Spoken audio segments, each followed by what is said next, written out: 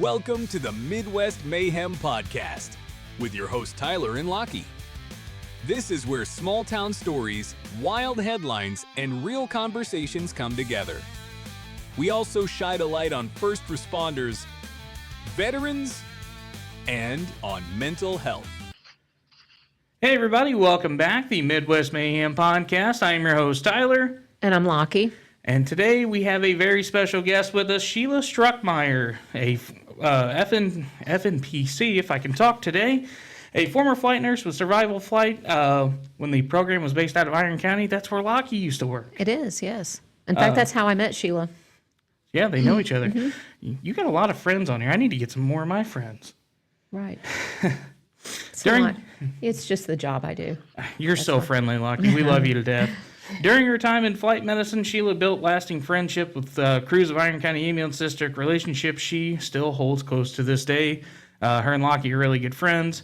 Sheila is also passionate and a very passionate advocate for first responder and mental health, so she stands right here along with Midwest Mayhem, helping departments navigate some of their toughest calls through critical incident stress debriefings.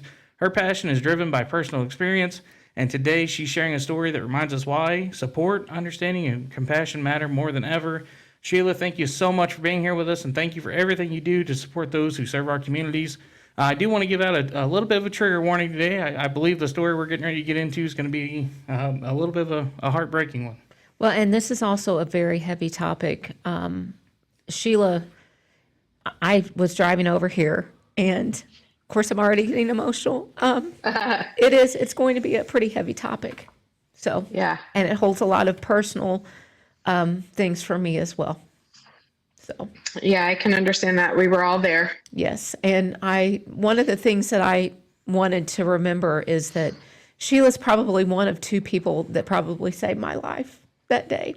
So, and she didn't even know it, but she did. She kept me from, I wouldn't be sitting here otherwise. So, well, Sheila, thank you so much for being here with us. And we are on the phone with Sheila today. Unfortunately, how far away she lives from us, she was not able to join us here on recording in studio. We are sitting here at Frontline Armory again. Our friends Nathan and Craig were so great to let us come back over and record a podcast here. I love their little layout in here. I know, and it smells good in here. It smells very good. Good job, Craig. I know you were pretty big strict on that. They provided us with this awesome big TV. You can see Sheila up here on the TV with us. She is on the phone, and we are so excited to have her here. We have a lot to talk about and a lot of important details today. So, Sheila, without further ado, tell us a little bit about yourself, where you're from, and what led you into healthcare. Well, I appreciate you guys for having me on. I am originally from Missouri. I grew up in Labadie, so a small town girl. Mm-hmm. And I had wanted to be a nurse as long as I could remember. That's the only thing I ever wanted to do. And then in fourth grade, we actually had a career day, and I flipped through this little book and I saw flight nurse, and I was hooked. So that's kind of where all that started. I still live in Wentzville, so I'm still local to the area, but I no longer fly anymore. So what are you doing now exactly? So I am a nurse practitioner in the ER in a small critical access hospital. Okay. Very, very similar to Iron County Hospital. Good deal. Yeah. So what inspired you to become a nurse and eventually pursue the flight medicine? Did you want to jump into flight medicine right away, or did you want to try out nursing first? I know you said you seen it in a book. Yeah, I think as far as becoming a nurse, I think I'm just wired that way. I think that, yeah. I was born to be a nurse. That's a good way to put it. I don't know any other way to be. So it was just kind of like this career path that I was interested in from a little girl.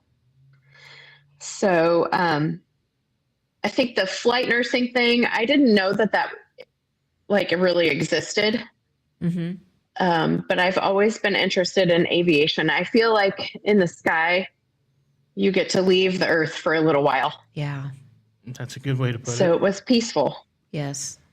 Well, and those sunsets, sunrises, The nighttime yeah. sky, I can't even imagine. I mean, it's beautiful. It is. Yeah. See, if I was like flying the helicopter, I'd like forget that I'm flying it. I'd look into the stars and I'd probably end up crashing it or something. That's probably why I don't fly helicopters, and a lot more reasons. But well, You see some really magnificent things from up there. Well, and it's almost like it just takes you away from what is going on down below. 100%. The craziness, and you have that sense of peace, and knowing that it is. I always refer to the sunset and sunrises as God's masterpiece, and it's just neat to take that moment in. And sure. while you're And in a very critical situation, you still get to take that you moment. can be in to, utter chaos. Yes. And the sunset will just bring some sense of peace into the entire situation. Yes. Like you may be sitting across from the Grim Reaper. Right. And it's like God comes in and fills up the entire aircraft with a sunset. Yep. Oh, And there's peace there. I just got goosebumps too. This is very inspirational for sure. So what drew you specifically to the emergency and trauma care? Because being a flight nurse, for those of our listeners that don't know, typically when you call in for a flight helicopter, I mean, they're usually in some pretty rough shape. Major car accidents. Time critical. Yeah, time critical. Exactly. Yeah. Time critical. We've got such and such time to get them to the hospital. We got to go pronto, and by the ground is just not quick enough. So that's what flight medicine is for our listeners that are listening, for those of you who don't know. So what drew you to that specifically? I wanted to be an integral part in like someone's worst day. Mm-hmm. Mm-hmm. And I think that like being able to have the ability to be compassionate in somebody's worst moment changes the trajectory of where their life goes, whether they live or die. You still have that ability to make such a huge impact during those like really rough times. Well, and even the horrible impact, just knowing that you're there comforting them in their last moments is amazing to me. And I think you have to have a will and like a deep compassion for just a human being, regardless of their status, how they live their life. Like you still have to have that deep compassion to be able to heart connect with someone in their worst moment. And and I think we talked about that with Dylan. I mean, it's such a beautiful concept. If you really sit and think about it, it's a beautiful concept. Oh, absolutely. Yeah. Okay, I'm already gonna get teared up here. Lockie, you're kicking it off straight today, Yes. aren't we? So how did I want to know, how did your journey lead you to Iron County to Survival Flight? Because Survival Flight, it's not down there anymore, correct? Correct. So and it wasn't there for too long, was it? It was only a couple years, right? I think we made it 2 years. I was going to say it wasn't too long, I don't think. So So I had started flying in 2013 for Survival Flight, but we were based out of Festus. So when our Festus call volume dropped, because ambulance districts became more critical care based, we weren't needed as much. And so what they did was moved us down to an area where the resources were less so that we could be utilized more. So that's how I ended up in Iron County. Oh, well, that's interesting. You don't typically see people go from Festus to Iron County. That's a little bit of a shift. And that's what people don't understand, because working in the rural or the pre-hospital setting, and I'm talking rural, where you may get 20 minutes, 30 minutes to even get to the home before you get to start the care. And then it's not like you get to hop on 67 and shoot straight up or straight up 21. When you get these time critical, stroke, traumas, you have to go, around the oak tree, past Bobby's barn. And I mean, it's those hospitals, those areas need flight. And they would always say, well, you guys fly everything. Okay, well, you don't understand. It took me 30 minutes to get to the scene anyway. And it saves. It really does.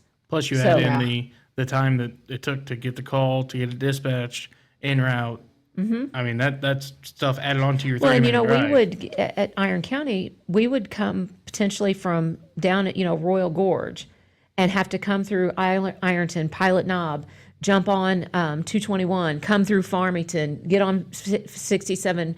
I mean, it wasn't. Yeah, by the time we got there and initiated, Sheila could be on the ground, and we would be right there.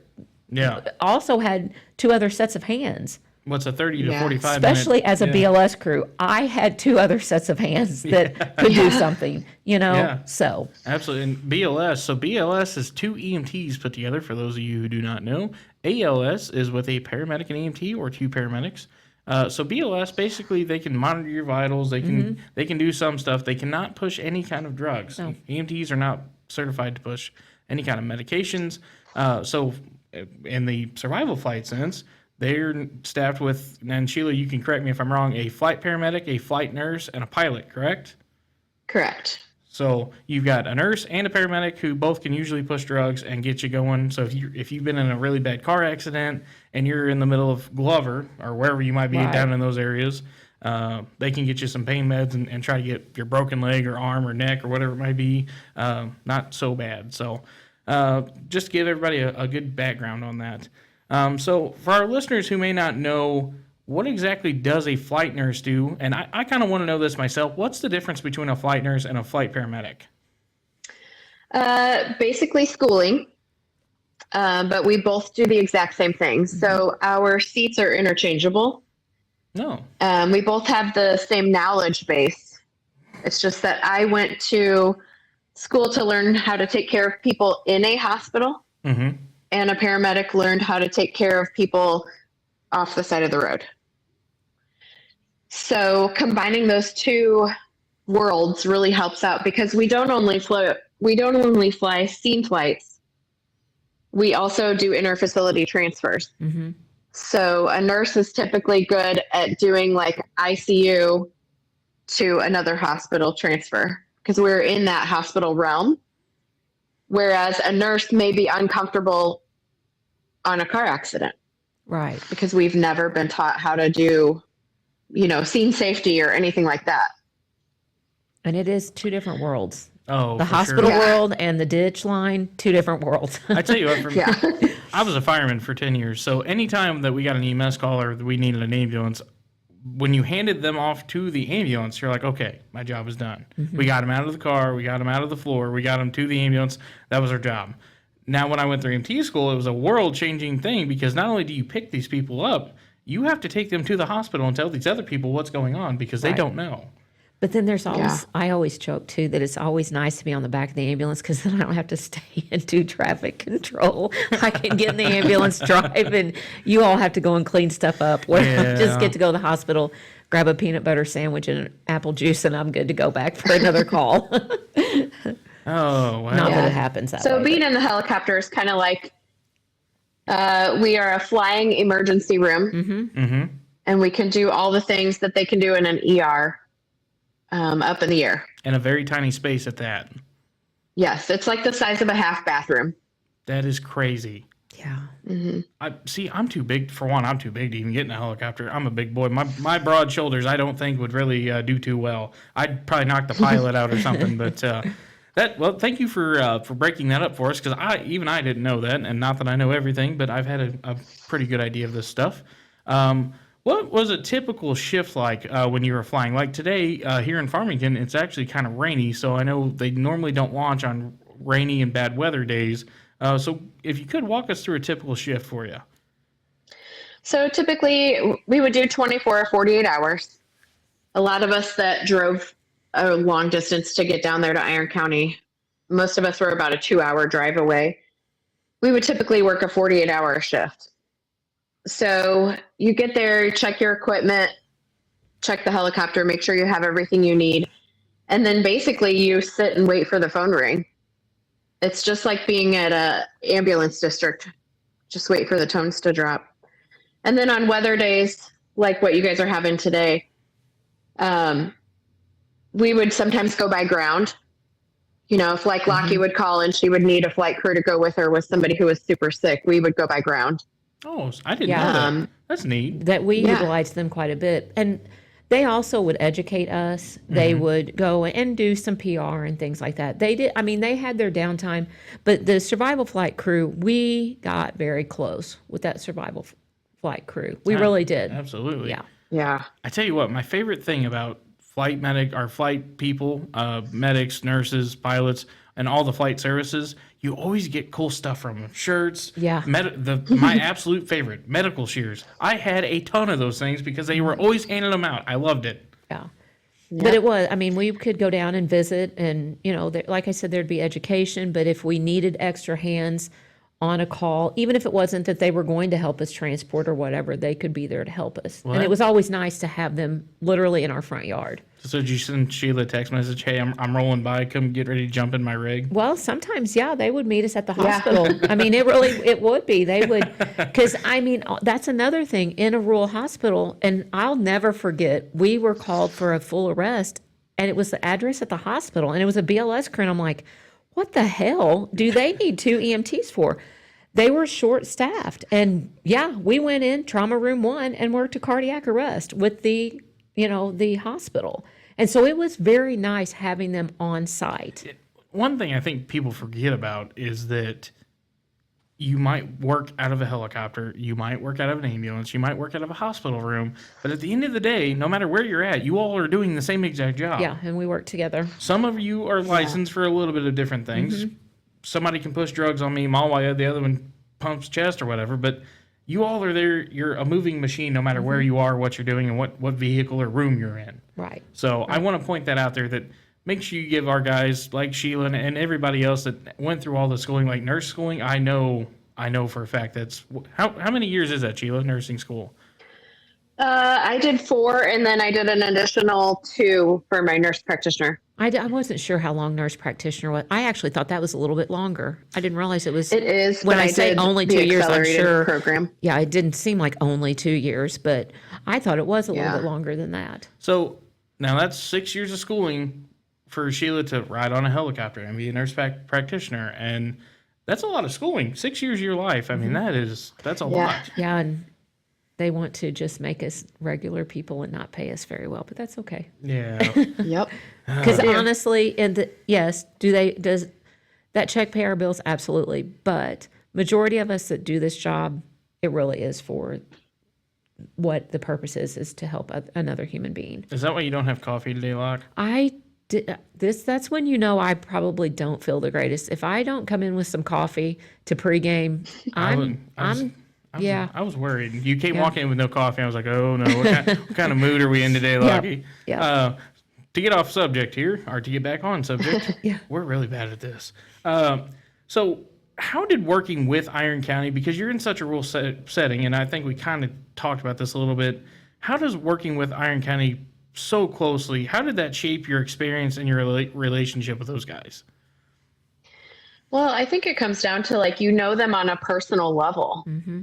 You spend so much time together, whether it be on scene or doing education or stopping by to say hi. You develop all these relationships with these people. And I think they become understanding that we all do the same job. Yeah. I'm just in a faster vehicle.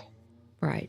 But I do the exact same thing. I suffer the exact same traumas and experiences that they do. And I think when you can develop that close personal relationship with a ground crew, it helps overall with the quality of patient care.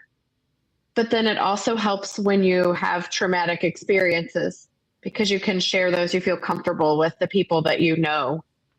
And then they also understand what it's like too. Well, and with the crew down there, they were monitoring. They knew what we were doing. Mm-hmm. And so if we did have a situation, and the background that Sheila has, because she also does the counseling, I couldn't count on one hand how many times she was there to help us, not just to support us in doing the job, but then the mental part of it. And that's one of the things for me, the very personal experience I had with her is that I had this 6-year-old drowning. Yes. And when I walked out, there was a friendly face who knew me, who knew how I was going to feel and was there through all of the steps. And I was able to get the best hug I could from her. And she supported the crew because we did not have very good support at the time. And she got us the help that we needed. And so when I say that I owe Sheila the biggest part of me being here, it's the truth, because she saved us that day. And she advocated for us to start getting the help that we needed, because that's where my snowball of mental health started. So, and to this day, Sheila, I will never forget walking and seeing you. And she checked on us.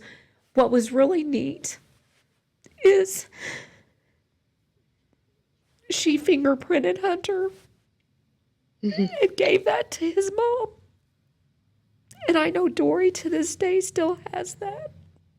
And it's just those little things that, as a mom and as a provider, she did for us, and the parent, she didn't have to do that. So, and I still have my set. I keep them in my bag that I take of Hunter's fingerprints and his little handprint. So for those of you that listening, was definitely a day. it was a day. Absolutely, it was.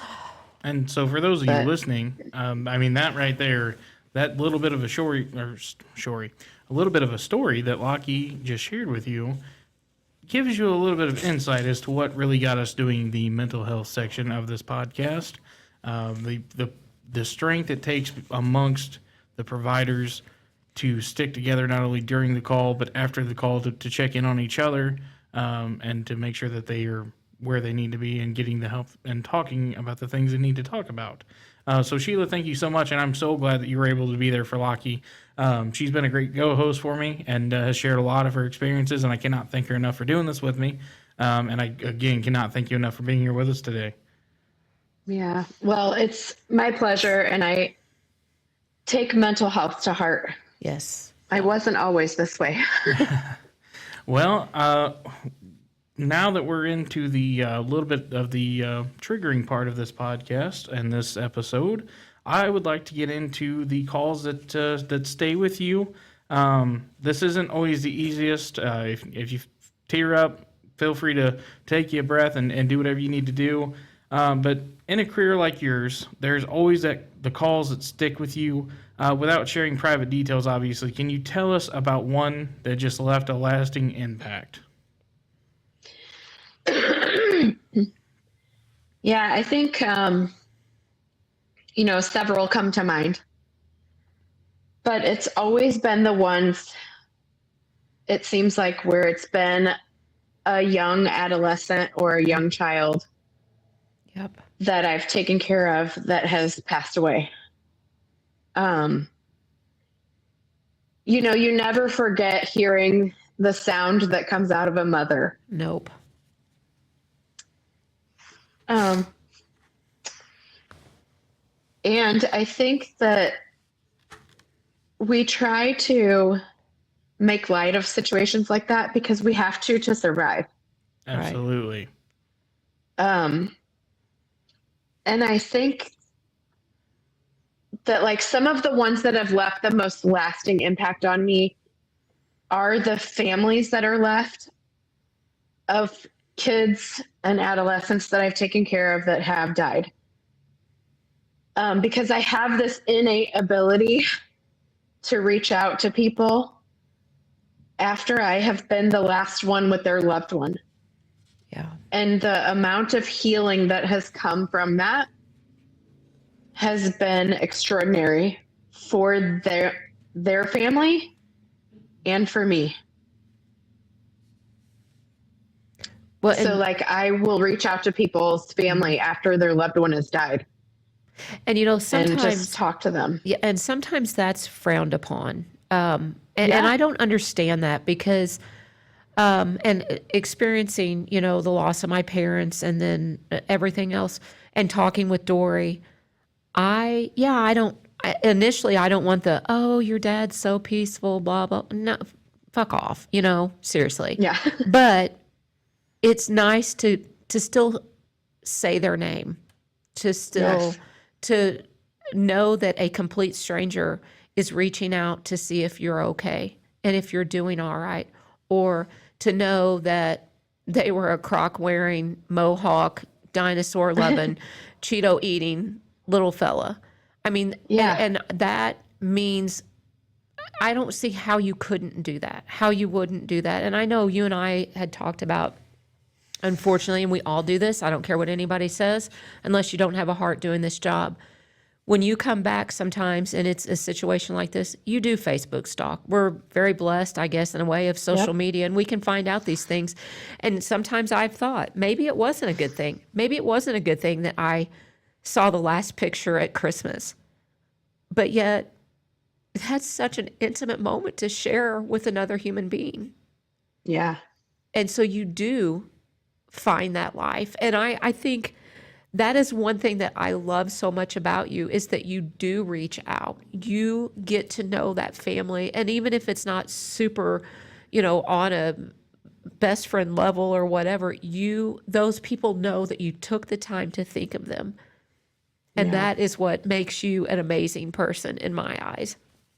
Because I know personally that you had an impact of a situation that I was a part of. And so that means a lot. And I know the mother, it meant the same to her. It's so funny too, because until I suffered my own personal loss, I don't know how I knew that those things were important. Right. Right.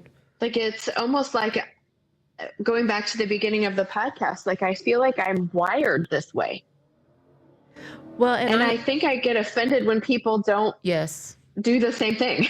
Well, and I guess I literally have always been, I can remember in kindergarten, they diagnosed me with a nervous stomach, which now I think is actually anxiety, is what it would be considered. But if somebody were getting in trouble, my heart hurt. If somebody kicked in they made it to third base in kickball and they were all excited, I was excited. I've always just had a natural extra feeling for people. And it's a double-edged sword. I hate it sometimes, but I can sit and be in a situation at work and I can feel the dispatcher's perspective, the fireman's perspective, the EMT's perspective, the paramedic. I mean, it's sometimes I'm like, I need a break. I wish someone could take these feelings. Yeah. So, and I feel that that's how you are. I mean, I pretty much know that. So, it's definitely a mental battle, a mental strain. None of us sitting here in this room or on the phone here can describe what that feeling is ever. We can try our best, but to feel what first responders feel, it's just undescribable. And I think both of you would probably agree with me on that. Well, and because you take it on as being a mother, a sister, in my case, an aunt, a best friend, a person that's been in a whatever type of a relationship. I mean, you take on so many perspectives of one situation. Yep. So it's definitely, until you do it, it's just hard to describe. I can't put it in any other words. And Sheila, because I have the tendency to interject, and because I think so sometimes way outside the box. What advice would you give to those of us that are that personality that sometimes can't stop Facebook, can't stop the overwhelming stress that could potentially lead to addiction because of that call? What would you advise us to do? Well, I think that you have to maintain a safe separation. You have to take care of yourself first, because you can't pour from an empty cup. Right. So I think that, like, when we have a bad call and we go on that research, there's nothing wrong with that, because we're trying to develop that human connection. Right. And so I think that that's safe, but you do also have to take into consideration that you have to protect your own heart and your own energy. Right. So it's kind of one of those moments where you have to learn how to give it to God, Uh-huh. because you weren't meant to carry all of it. So Right. that's kind of what I have to do, is maintain that safe separation.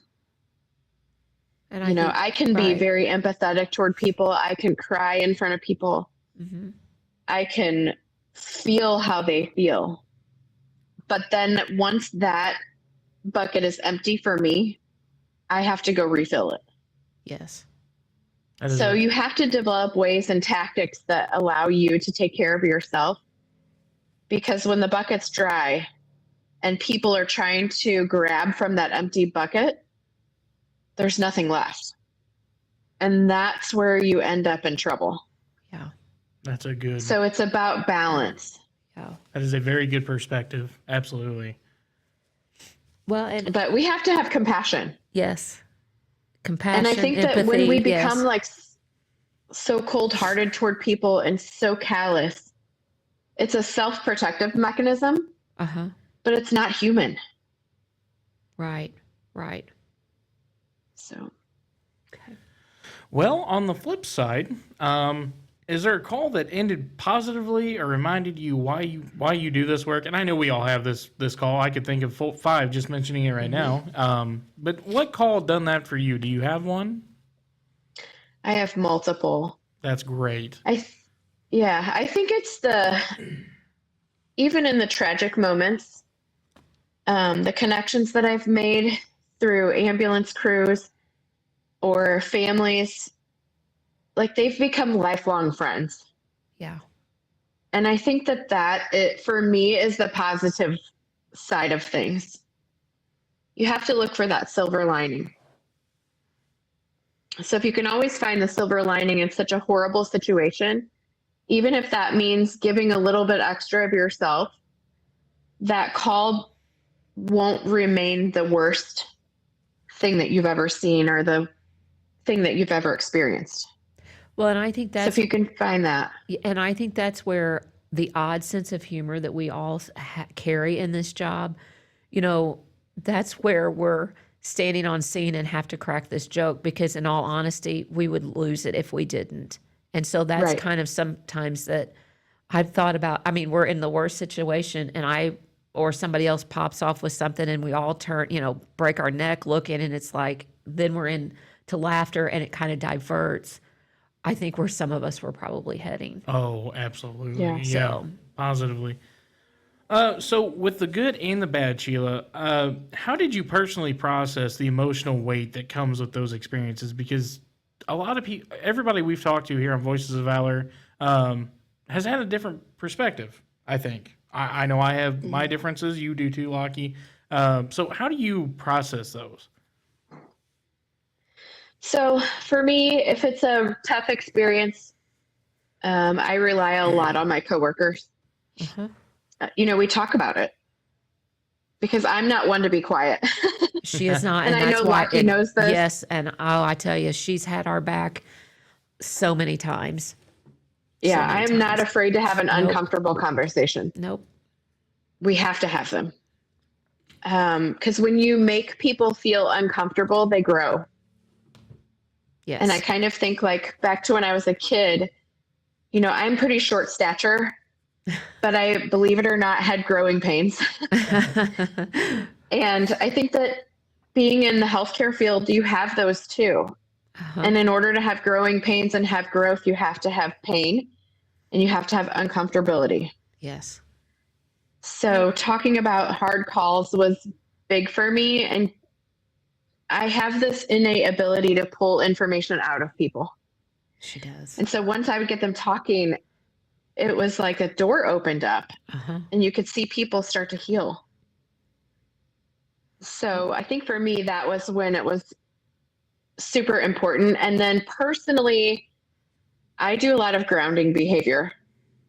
So I get in cold water, like go to a creek and I put my feet in cold water. Huh, it sounds like the I lady walk said in the right, bear. Yep. Sounds like the And lady. what else do you do? I'm barefoot. Yep. Out in the yard, I'm barefoot. Mm-hmm. I get my hands in the dirt. Yep. That all is very healing for me. And that's something that I can only give myself.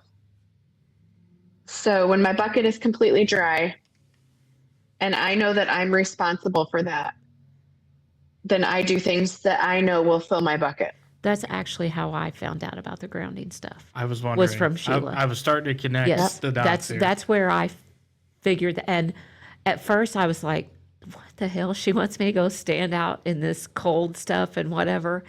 And I did it a few times. The first snow, I'm out there grounding myself. Just recently on my way back I stopped at Hoosall Valley. It was cold. It was real cold. But I literally, it was like I was a brand new person when I stepped out of that water and back into the Jeep. But that came from Sheila. Oh, wow. At first I thought she was crazy. Yeah. But no, it is truly the most, I don't even know how, I don't have a word to describe it. Can you think of a word to describe it? Because I'm sure it's it is, but I can't describe how alive or changed I feel when I do it. Yeah. I look crazy as hell out there. Yeah, I do too, but I don't care. And I was screaming. I yelled fuck like 8 times down there in the river. Yep. And I'm sure if there were, the birds were probably like, oh, there she is again. We've heard about her. But it's such an amazing feeling. That's fantastic. I think for me, like, especially with water for me is very cleansing. Uh-huh. And so, like, even if I'm unable to get to a creek or a body of water, like, I will get in the shower and I will stand there and say, in with the good shit, out with the bullshit. Yep.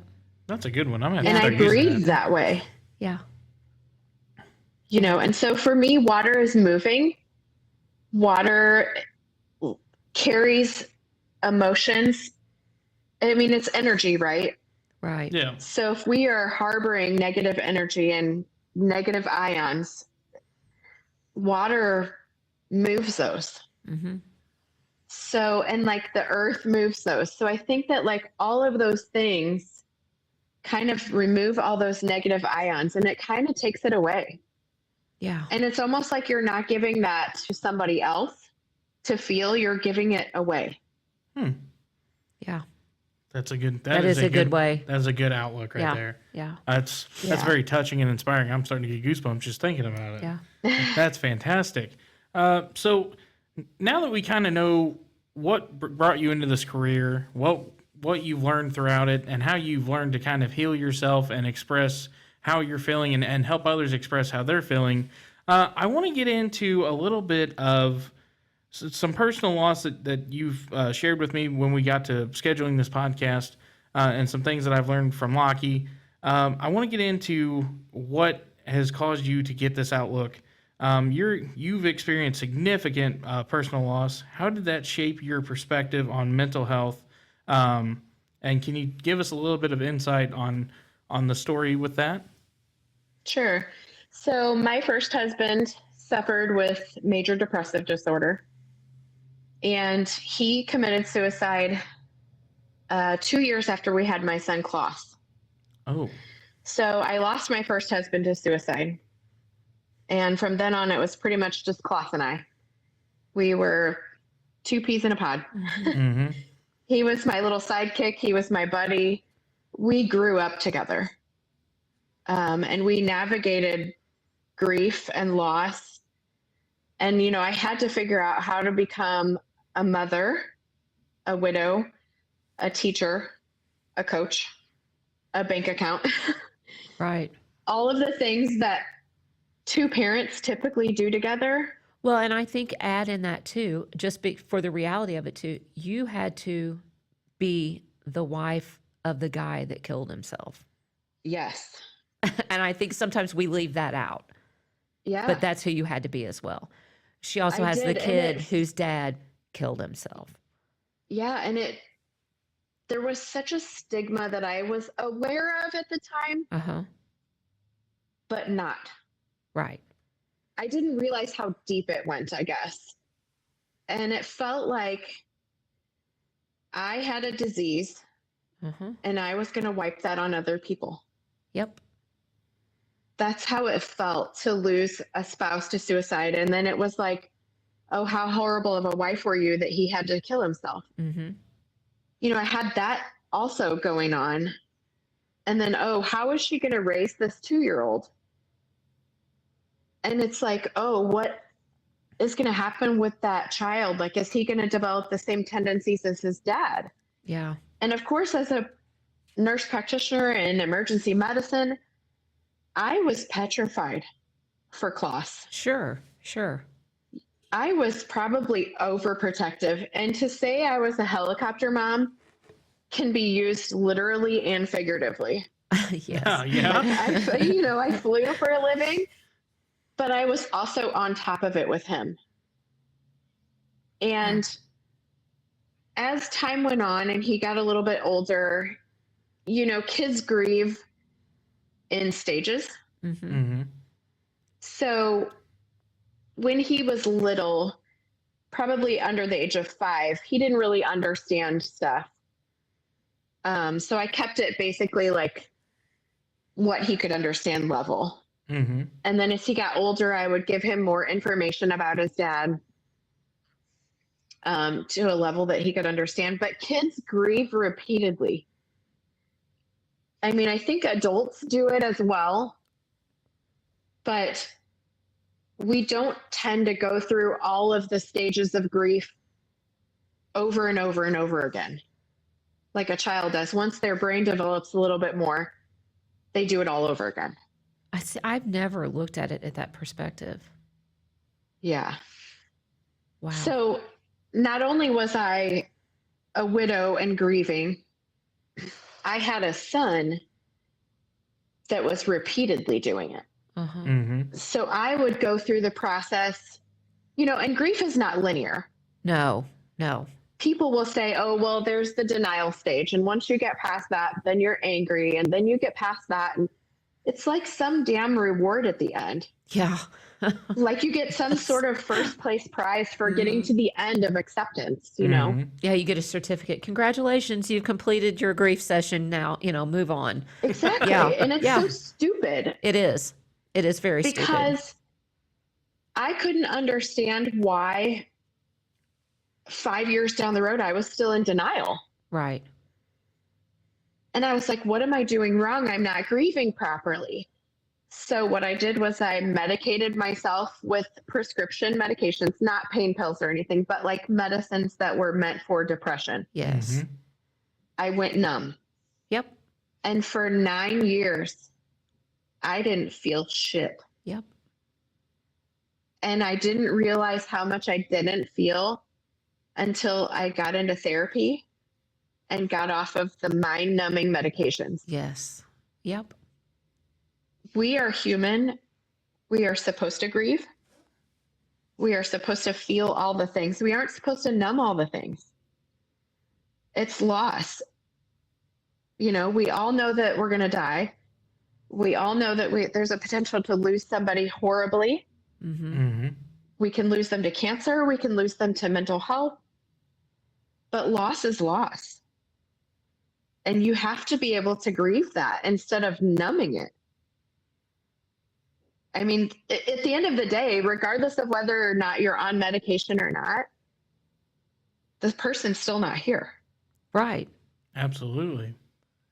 So you have to go through the stages of grief, and you will go through them repeatedly. So with Klaus, you know, we did that. We did all the stages over and over and over again. And probably when he was about 11, I started noticing some things that were concerning to me. You know, he was bullied early on in a private school, a Christian school. Oh, don't even get me started on that. Yeah, because of the suicide. So, you know, we were automatically shunned because we had experienced a loss due to suicide. So we were automatically like tarnished by the devil. Absolutely. And then you In talked their about eyes. it. That made it even worse. I never Yes. understood that. Yeah. Yeah. And so I pulled Klaus out of private school and put him in public school, thinking, okay, at least in a public school, kids come from way different lifestyles. Absolutely. And there's probably going to be other kids who've experienced similar loss. Maybe they've lost a parent. Maybe they've experienced somebody's lost to suicide. He would feel, maybe feel more accepted. Mm-hmm. Mm-hmm. And for a while, that was the case. He did find his little group of friends and stuff like that. But it really became a problem when he volunteered to be part of a grief group at school to help support other kids who were grieving. Well, that was nice of him. Right. He was me 2.0. Very kind-hearted, didn't care where you came from, didn't care if you had 2 moms, 2 dads, 18 brothers and sisters, whether or not you thought you were a boy, you thought you were a girl, you wanted to be emo. Like, Klaus didn't care. Mm-hmm. He saw past the outside looks and looked at someone's heart. Yep. And he accepted people no matter what. And we started noticing bullying starting to happen regarding his dad. And I think in the beginning of 8th grade is when it really kind of ramped up. And we started kind of noticing some changes in Klaus, like he became more reclusive. And, of course, all of this is happening during COVID. Oh, Right. wow. So he was also isolated from his friends. Uh-huh. And in 8th grade, when you're 13, almost 14-year-old, like, that's your friends are your whole life. Absolutely. So he was very isolated. We were kind of watching some mental health issues. We couldn't really pinpoint whether he was having ADD or if he was depressed. So we started medication. And, I was watching him like a hawk. I mean, he worried me. And I think to the point of like, that was my own trauma coming forward with my husband. Mm-hmm.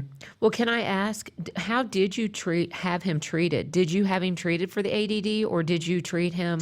Because, I mean, for those that may not know this, some of those medications, I mean, I was even at one point on one that was typically for seizures that they used to kind of as a mood stabilizer. Really? At one point. I mean, that's what, and that was kind of my thing too, that I want you to answer for us too, Sheila, is our culture is so wrapped around, oh, I'm sad, I'm depressed, I haven't showered in a day. Well, here's some Prozac, here's some citalopram. Yep. I finally went off all of mine too. I am not on anything because I said, I want to feel. I want to be pissed off. I want to be happy. I want to be sad. And why do you think our culture is such that we have to be medicated? And then, to say automatically give the label, well, he's ADD, oh, he's depressed. I mean, can you kind of explain that a little bit better for our listeners, how you treated him and what diagnosis he was given? And then why are we so dependent instead of, I would much rather, because I mean, I could come to you and you were going to tell me, Lockie, this is what you're doing. You don't need a pill. This is what you need to do. Yeah. I mean, I had the doctor just in the last 2 months basically want to shove it down my throat, the medication. I said, I'm not doing that. Yeah. I'm not doing it. And I don't know, is it a liability that they think, oh, well, when she does hit the bluffs on 67, I attempted, what, can you explain that to us? Well, I think with Klaus, we treated him with ADD first. Okay. So he was on Adderall. He wasn't completing his assignments at school. Okay. And he said at school was boring, which I believe because he was super intelligent. Uh-huh. So I think that he was bored. So they couldn't feed him enough to keep him going.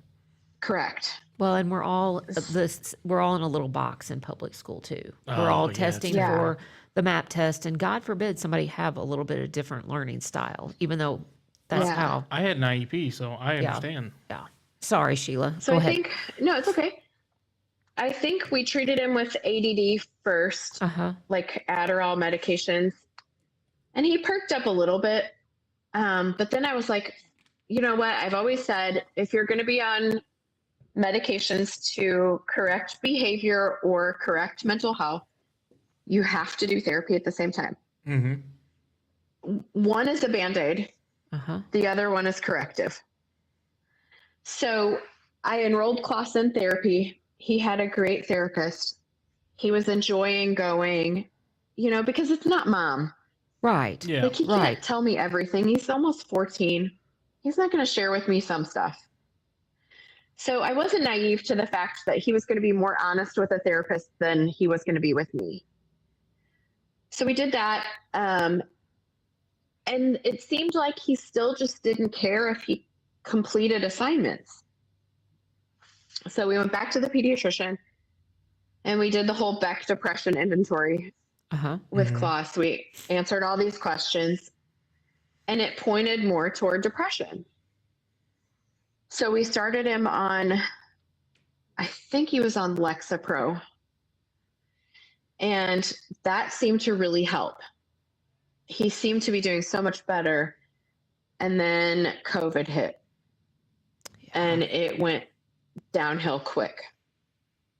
And as a flight nurse, I only worked like 8 24-hour shifts a month, sometimes 48. I would try to pack them together so that I could be with my kids. And even that can be stressful, not to interrupt you, but trying to configure your work schedule with your child, a lot of EMTs, paramedics, flight nurses, doctors, a lot of them, especially our first responders, fight that because they feel like they're not getting enough time at home. Yeah. So, sorry to interrupt you. I would try to bunch everything together so that I was away from him less, if that makes sense. So he would stay with my parents or whatever. He always had somebody, once he got to almost 14, he wanted to stay by himself. And we had rules, no friends over. You can't do X, Y, and Z. I had cameras in the house. So there was an understanding of like what you can and can't do, what you can get away with, what you can't. And I noticed that he started spending more time alone. But then I thought too, I'm like, well, it's COVID. What's he going to do? Right. Yeah. I think COVID destroyed so many. I really do. It definitely did. Yeah. It had a big impact on our teenage group. So I don't necessarily know that the medication was really helping Klaus.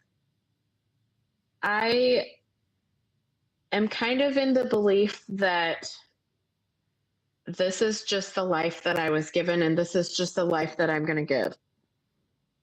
Like, he was loaned to me for a short amount of time. And I did the best that I knew how to do with him. And so I think that as a culture, we are terribly afraid to admit that something's wrong. Oh, I agree. Absolutely. I agree. It's culture shock if you... Yeah. And I don't think that people know how to have hard conversations. I agree.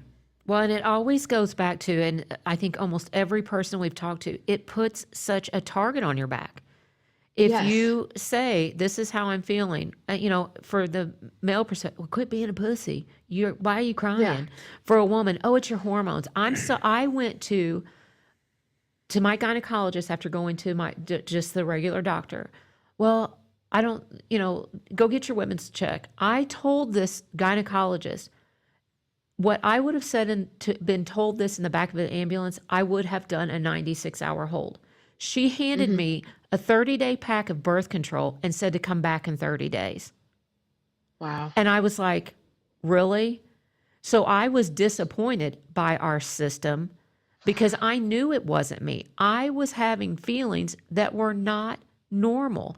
When I woke up, I literally would pray at night not to wake up because I was too chicken shit to actually do it. But I was just hoping that God would intervene and just, I wouldn't wake up. But that's where I lost my, for a lack of will to live, and just thought, you know what, fuck it. I'll just be mentally ill. I'll just be crazy. I'll make the jokes about taking my citalopram. Did you take your pill? I'll just join that group. You know, so. I think that it's hard too because people, like I said, don't know how to have a tough conversation. And they don't like being uncomfortable. As a society, if we look at like America, people don't like to be uncomfortable. No. Agreed. At all. Not in any aspect. Oh. You know, and I think that we've just gotten away from like having tough conversations and being willing to confront hard things in life. Well, and holding yourself accountable, because that was the hardest thing for me, breaking it down to my ugliest point and realizing sometimes I was the problem. And I'm also the only one who can fix it. And I do. So, I think. Go ahead.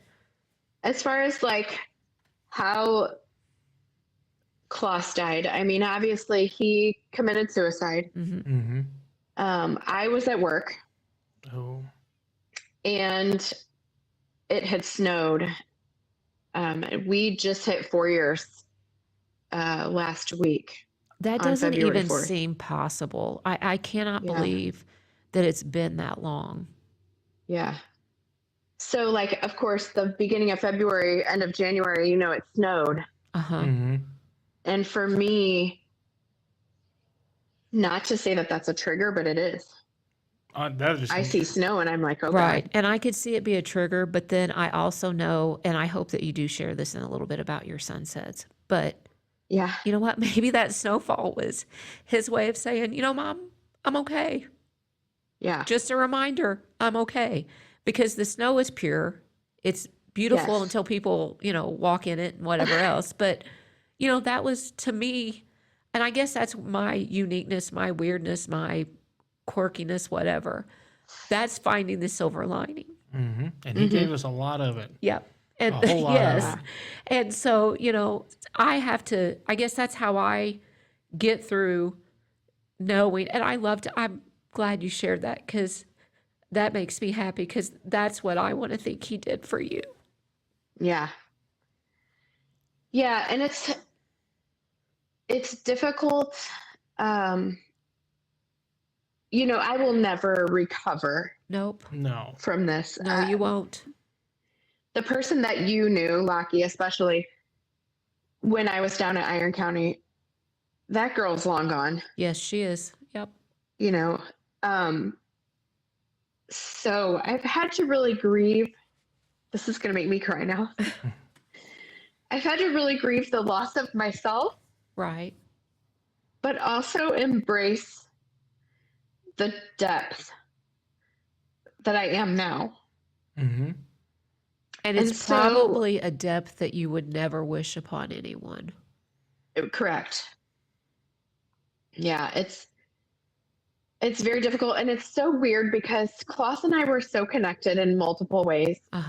But that morning that I was at work, I woke up with, like you were saying earlier, a nervous stomach.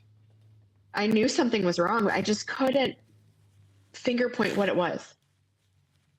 And like I checked the cameras in the house and he hadn't been out of his room yet. And I was like, well, it's only like 7 a.m. Of course, he's a teenager. He doesn't have school today. Yeah. He's not going to be up.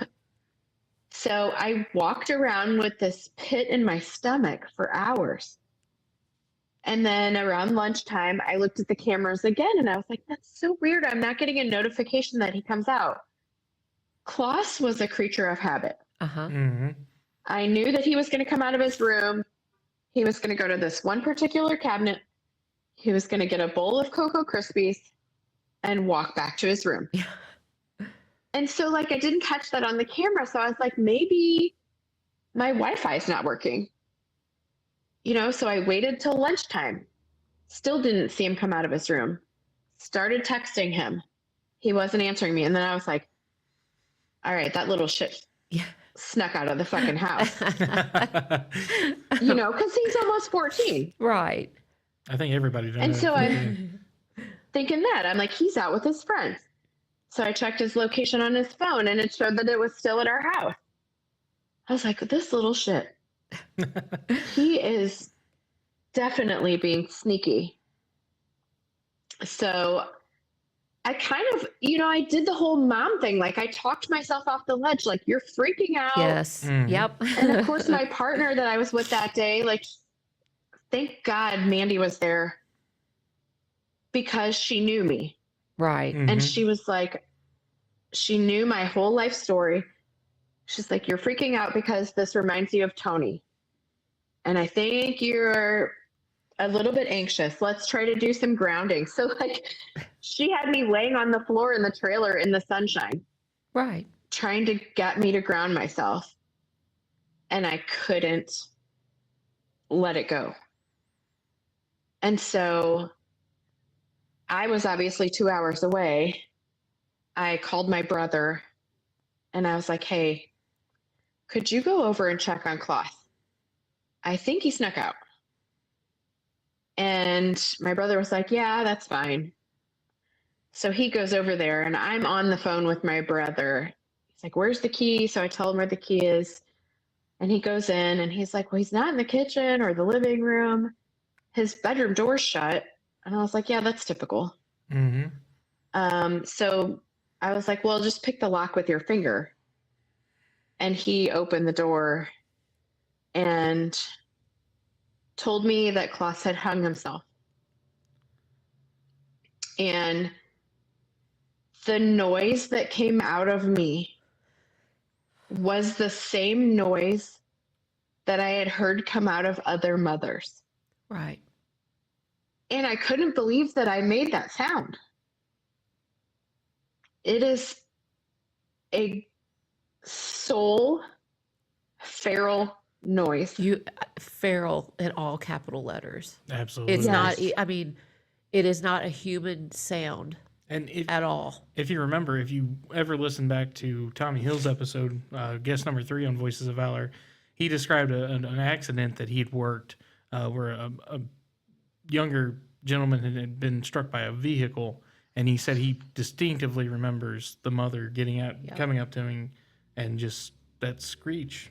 Well, Sheila, I want to ask you this because I know that there will be other mothers or family members that listen to your story, that share your story.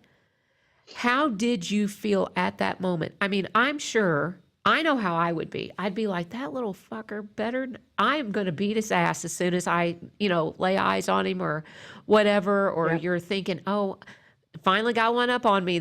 His phone's laying there on the pillow on his bed. How did you handle that? What was your initial woulda, coulda, shoulda? What were your feelings at that moment when your brother told you that? I went out of body. I always wonder. I always wonder what that the first initial 5 minutes. The first initial 5 minutes after you receive that kind of news. And I think that's kind of what you're looking for. Well, because immediately I'm thinking, I know my internal conversation would have been, oh, I'm going to be so pissed knowing, because he's just being a 14-year-old boy. But I mean, then how did you deal with that? What did you feel? And how did you, I honestly, the strength you have, I don't know that I could do it. I think I probably would hit my knees. Well, and I know that's one of the things Dory says. Don't ask me how I do it. I just had to do it. Yeah. And I think that's the same for me too. I mean, initially when my brother told me that Klaus had hung himself, I don't know that I was human in that moment. I mean, of course, the first thing I said was, I can't do this again. Because I had lost a husband to suicide. Absolutely. And so my initial thought was, I can't do this again. How do you survive this one time, but twice? Well, and then I think I would question, did you ever question, what did I do to deserve this? I have said those exact words. Yeah. And so initially I was on the floor screaming. I was demanding that the helicopter fly me home. So at because that I point, you're couldn't- basically irrational. I mean, Yeah, I to was some totally degree. irrational. Okay. Okay. Oh, yeah. Could not possibly fathom a 2-hour drive home. No. No. And I also could not understand why they wouldn't do it. I was so angry. Uh-huh. I was like, you have the fucking helicopter sitting right here on the goddamn pad and we're not Yes. going anywhere. Yep. Mm-hmm. Put me in there and fly me home. I already know where you can land. I'll have the cop come get me. Like, I had it planned out. I was going home in that helicopter. Uh-huh. And I was angry for a very long time. And you couldn't understand why at the time you couldn't process why your emergency wasn't their emergency. Exactly. I was like, and of course I put in like, I've been with this effing company for 10 fucking years. This is the one time I've asked for something and I have bent over backward and you can't put me in a helicopter and fly me home. Mm-hmm. Yeah. I was so mad, but it was the mom wanting to get to her baby. Yes. Yeah. Yes. That's what it came down to. And I realized after quite a while that I was completely irrational. And I was a danger for my pilot, my medic. I was not thinking clearly whatsoever. And to put me in the back of a helicopter and expect a pilot to ignore all the things that I was saying and doing and safely get me from point A to point B. Right. I couldn't process that. So yeah, like the 2-hour ride home was ridiculous in my mind. So did you It felt drive like 18 home hours. by yourself or did... No, Mandy drove me. Okay. Because Yeah. where was Mark? Mark was in Idaho. Okay. Because I didn't think he was close at all. I mean, I knew there Yeah. was some distance. I didn't realize it was that much of a distance, but okay. Yeah, he had gone to Idaho to see his kids. Oh, wow. So, of course, I end up going home and getting there, and I walked into my apartment, and my brother immediately held me back because he knew where I was going. Uh-huh. Mm-hmm. I wanted to see my kid. Right. And I was screaming at them to let me go, and they wouldn't. And so then I became violent in my own home. And I was like throwing things at the police officers. I couldn't understand why I couldn't just go see my kid.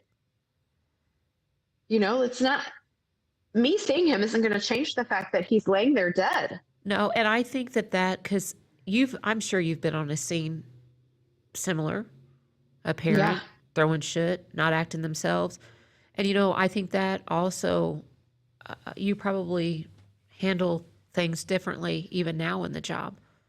But I mean, like you said, it's literally an out of body experience because that's not you. Yeah. That's not you. I mean, yeah, you definitely get your point across, but that's not you. But like you said, that's your baby. Yeah. Yeah. Wow. So it was kind of wild because the police officers were definitely very judgy. I could feel that. Uh-huh. So let me, They okay. didn't want to look me in my eyeballs. Okay, so that's what I wanted you to do because, and I know I'm doing a lot of comparison, but this is this again is helping me process a few things too. And I'm sure others. Yeah. That is one thing that sticks in my mind, and you probably heard Dory say it. You all probably think I'm a horrible fucking mom. Everybody's looking at me like I'm this horrible person. So that's, you had those feelings. I did. And so describe, you said that they felt judgy. Judgy how? Judgy that you're showing your ass? Judgy that your kid chose this? What do you mean by judgy? Because that Judgy might help future Yeah. first responders that go into a situation like this. Even parents that listen. Yes. It was judgy in the sense that it was my own personal like, you're a nurse practitioner. How could you let this happen to your kid?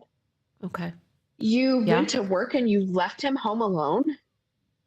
How horrible of a mother are you to leave a kid home alone? Well, damn, he was almost 14. Right. Like, we were in constant communication. I had put in all these preventative measures. I was on him like a hawk. Uh-huh. And it was just this, like, judgy in the fact that you don't know what to say to someone, judgy in the fact that you can't say something, because when a child dies, it's an investigation. Right. Oh, absolutely. Right. So I felt judged. I felt that I did something wrong. I felt that I wasn't enough. I wasn't enough as a provider. I wasn't enough as a mother. I wasn't enough as a first responder. Like, I go talk to people about this stuff and I can't even save my own kid. And I think that's where so many of us feel, what could we have done differently? How did I not realize this? Like you said, you even had cameras in the home. You did do everything. Yeah. You did. You had an excellent relationship with him. Yeah. But it's the little assholes in this world. Yes. And I want to throw this out here because I've read a lot of. I myself I wouldn't say bullied. Well, I guess I will say No, bullied. I think you should, Tyler, because will I say know, I bullied. mean, unfortunately, I did witness them. I will say Yes, bullied. yes. So I myself was bullied. Yeah. Not to a certain, only to a certain extent though. I wasn't as bad as others. Not No, that it's okay, no. but being in the fire service, you would think being in high school, doing that, that would be like so cool. And no, that was the biggest target to be made fun of. You take it too serious, and I'm sure Brett probably faced something at some point. I'm sure you probably heard this as a mother, but it's I don't know that it's the kids or if it's the parents that put it in their heads. Like, is it the way they're raised that cause them to bully others? Or is it just because they want to be little shitheads? And Sheila, help me out here. But I think what I've noticed as I've gotten older, it's people are just unhappy people. And therefore, if I can point out that Lockie's hair is a little bit too curly, that's going to take the attention off the fact that my nose isn't straight. Bingo. Or, I don't understand why people have to do that. I have no clue. Yeah. And I don't really understand it either, but I didn't realize the extent of bullying that Klaus was going through until after he died. Because we were able to hack into his phone. Well, and so I know that we're about due for a commercial break.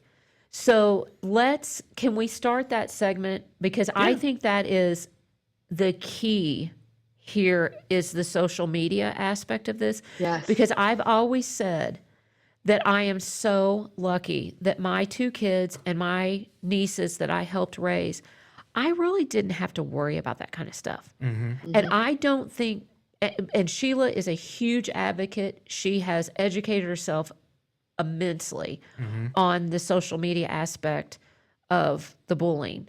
I don't think majority of the parents understand or know what these kids are doing to each other. And for fuck's sake, adults are doing this to each other as well. So I know that we have to get this commercial break in. Are you good with that, Tyler and Sheila? Yeah. Because I know this one's probably going to be a little bit a longer segment too. Absolutely. We can break for, if that's what we can break for commercial. Because Sheila, I want you to, I was so happy when you reached out to us because not only are you a mother, you're the provider, you have the mental health background of helping people. I knew this one was going to be a tough one and a very important one because we finally have somebody that is a licensed person. It's not just me and you that are crazy and have lived this, but you're actually a licensed person to do this. And I want this to be a very special one that people can use as a resource to go back to. Sure. So, resource number 11, by the way. and I know that you have your agenda, and I mean that respectfully. Are you good with us taking a second so we can really jump into this, to the next phase of this? Yeah, because it gets good. Like, Okay. after this, I've got like really good info and Okay. kind of things to think about. Okay. For Yeah, people. and I'm going to grab a bottle of water and blow my nose real good because I'm starting to sound crybag teary and snotty. So if you're good with that, Yeah. will we keep her online? She can take a break and then we'll have her join back in. Okay. Sounds good. Okay. So disconnect and then reconnect? Yep. Give me just a minute and we will do our commercial ad here and then we can break apart once I stop recording. Okay. Alrighty. Thank you, ma'am. And folks, we're going to take a quick commercial break and hear a great word from both of our sponsors, Frontline Armory, where we are sitting right here in Farmington. Thank you to our friends Nathan and Craig for letting us come over here, set up in their awesome space that smells really good.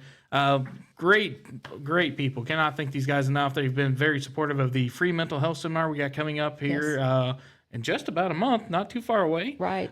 They've got all kinds of good gifts we're looking at right over here, door prizes.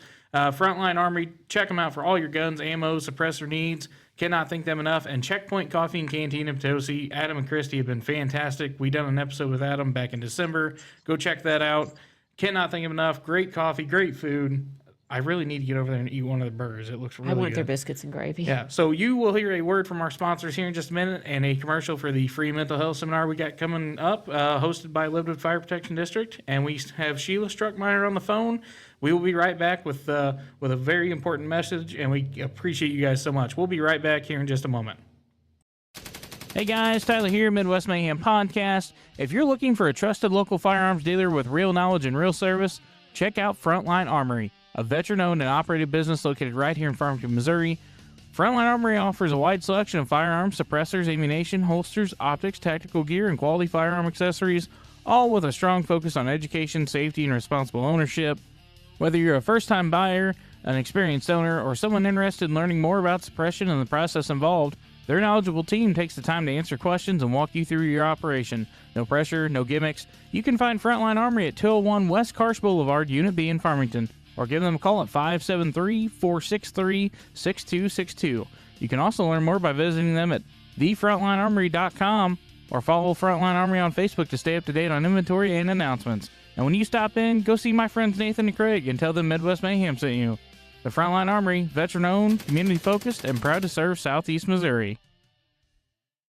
Hey guys, Tyler here, Midwest Mayhem Podcast. And I want to take a second today and talk about how every call leaves a mark. Some we talk about, and some we carry quietly. Being a first responder isn't just a job, it's a calling. And for those of us who have served, we know the weight that comes with it. I've been in the first responder service myself. I've seen calls that stick with you, the moments you don't always talk about, and the toll that this job can take long after the sirens stop. That's why Leadwood Fire Protection District is proud to host a free first responder mental health seminar created for those who serve, police, fire, EMS, and dispatch. This seminar is about more than education. It's about reminding every responder that strength isn't silence and no one should carry the weight of this job alone. You should join us on March 28, 2026 from 11 a.m. to 3 p.m. at West County Middle School in Leadwood. We'll hear from featured keynote speakers Valerie Beeson and Kevin Kapler, including a live Q&A panel after Kevin speaks, along with on-site resources, vendors, food trucks, and giveaways. This event is completely free and open to all first responders. Lockie and I from Midwest Mayhem will be live on location, and Midwest Mayhem will have a booth set up where you can sign up for Voices of Valor, connect with us, and grab plenty of trinkets and giveaways throughout the day. If you ever felt the pressure, the stress, or the unseen side of this work, this day is for you.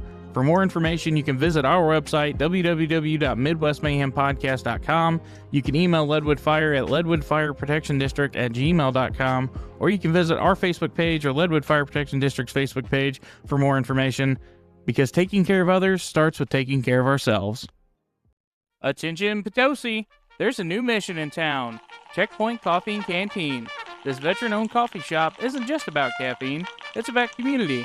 From rich espressos to hearty meals, every order fuels a story, yours, ours, and the heroes we honor every day.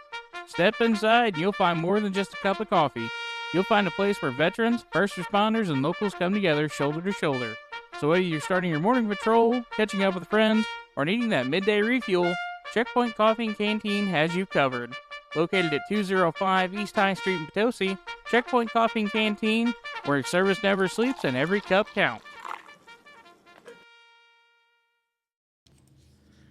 Hey everybody, we are back from our commercial break. You just heard from Frontline Armory and Checkpoint Coffee and Canteen, and you heard from our friends at Leadwood Fire Protection District about the free mental health seminar we got coming up on March 28th, 11 to 3 p.m. Lockie and I will be live on location, as you heard in the commercial. I am so excited. It's going to be a great day. We're going to be broadcasting live, checking out, talking to people. We got some good stuff to give away. I ordered more stickers, Lock. So Good deal. I got a new roll coming in, but cannot thank these guys enough for everything they do for our podcast. Frontline Army letting us sit here and record our episode and giving us this gigantic TV for to show what we're doing. But I'm so glad to be back, and let's get back into it, Locke. Yes. So the next segment that we're going to get into is the personal loss and the mental health perspective that Sheila has. And so I'm just going to kind of group these 4 questions. For those of you that listen and may not know, we provide a script mainly to keep me, I think, on track. But it also, a lot of our people that are here, they're not always comfortable. No. And we have such a good platform. Some people take notes. So Sheila she's taken some notes because she's got an amazing platform Oh, for sure. that she's standing with. So here are our questions for this section. She did share her personal experience, that the very significant personal loss that she had suffered, and kind of a little bit of perspective on mental health and how it shaped that. Then there's a question here about many first responders feel the pressure to always appear strong, and she shared that very well, I thought, so in her story. So how have you seen that played out? What helped you personally during difficult times? Because I think us as first responders, unfortunately, and I can attest to this, we jump into really bad coping skills. Oh, for whether sure. it be alcohol, self-medicating with pills that are prescription, we don't take it appropriately, whatever. Dangerous behavior. I myself, unfortunately, has participated in that. And then the biggest question is, why is it so important for responders to understand that asking for help is not a weakness? But there's also a lot more she's going to share with us, because she has started did you say it's a foundation for in honor of Klaus? Okay, so we are going to let her kind of take this away. And if you don't mind, we may interrupt you here and there with some questions, Sheila. Yeah. Okay. For sure. Good deal. So I think that going back to how my perspective has changed on mental health, losing my son completely changed the way I see mental health. Before, I understood it intellectually, and after losing him, I understand it on a visceral level. Okay. So when you experience that kind of loss, you realize that mental health isn't abstract. It's not a buzzword. It's not a weakness. It's literally life or death. So I learned that suffering is often invisible, especially in high achieving, high functioning people. So you may look at kids and think, oh, those kids are okay. Or your pilot, they look okay. First responders look okay. And they're not. Well, and I think that's where that phrase, and I have used it myself. Oh, kids are so resilient. Yeah. Oh, he's so resilient. He's they're resilient. So if you will say that again for those in the back. Yeah. So suffering is often invisible. Okay. Especially in very high achieving, high functioning people. So kids can look okay. Pilots can look okay. First responders can look okay. And they're not. So what it did was shatter the stigma for me. And we all know that mental health has a stigma, Right. I think when I was a young nurse, I was like, oh, people are crazy. Go take your pills, blah, blah, blah. I didn't understand it, because I then at that time didn't suffer from any mental health issues. And now that I have experienced deep grief and great loss, it coincides with being depressed. And so now I can say, hey, I get being at the end of my rope, literally. Right. not just from losing my son or losing my husband, but battling that within myself. Mm-hmm. You know, you see things and you deal with things at work, and then on a personal level, there is a point people reach where it's like, you know what? If I wreck and I die in a car accident today, I'm good. I don't really care. And Lockie, I think you, as you said earlier before our commercial break, I think you got to that point. Well, and I've also, because I have really, really, really tried to focus more on positivity, because I was in such a dark spot. I mean, I had a Thursday, and I talked to two people. Sheila was one of them. And I would have done it, but I was too chicken shit. But now I will focus on my good part of my day. And I can't, honestly, last night, if Sydney and I would have had a car accident and I would have died, I would have been okay, because she had the best time. It was my daughter again. And I could die happy, where I have had those nights that I prayed to die because I was unhappy. And so I think, Sheila, that's where, for me, what you're saying is so what I have lived, because I did look okay to everybody. I looked perfectly fine. Everybody, I would put on this face, I'd put on my sense of humor that everybody knows Lockie, but I didn't even know Lockie when I looked in the mirror. Yeah.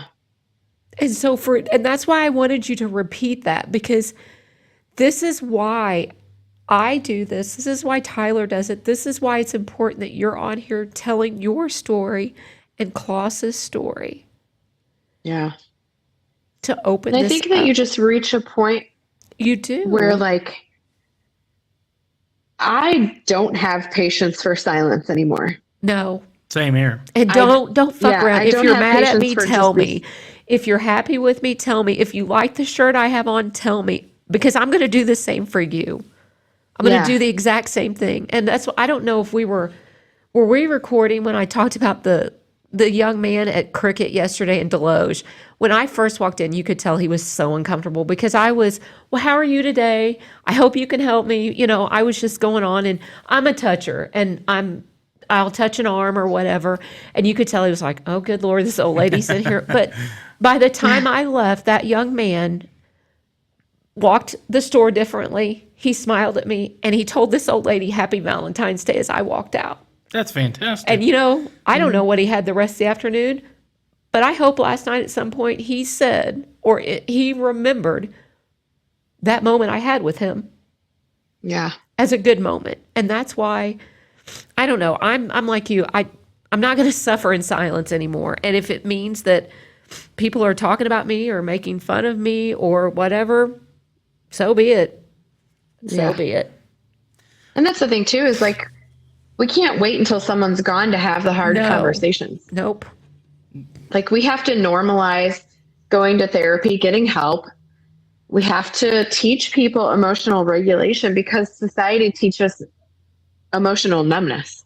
Yes. Yeah, absolutely. Well, you know, that's what's interesting, Sheila. Majority of our people that we have on here are not big on therapy.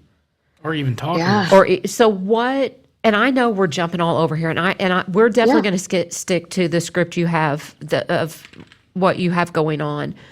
But it's all good. I want to help whoever needs the help. And so, you know, my thing often is, okay, well, maybe you're not with the right one. I have benefited from therapy. I benefited from, but I'm also an oversharer. Unfortunately, I also have the face that people will, I'm like you, they can sit down and within 5 minutes, I know their great grandmother. I know everything about them. And I feel, I love that sometimes. I did great with therapy. The first person I was with was great, because I got to really hash out that childhood trauma, the root of it.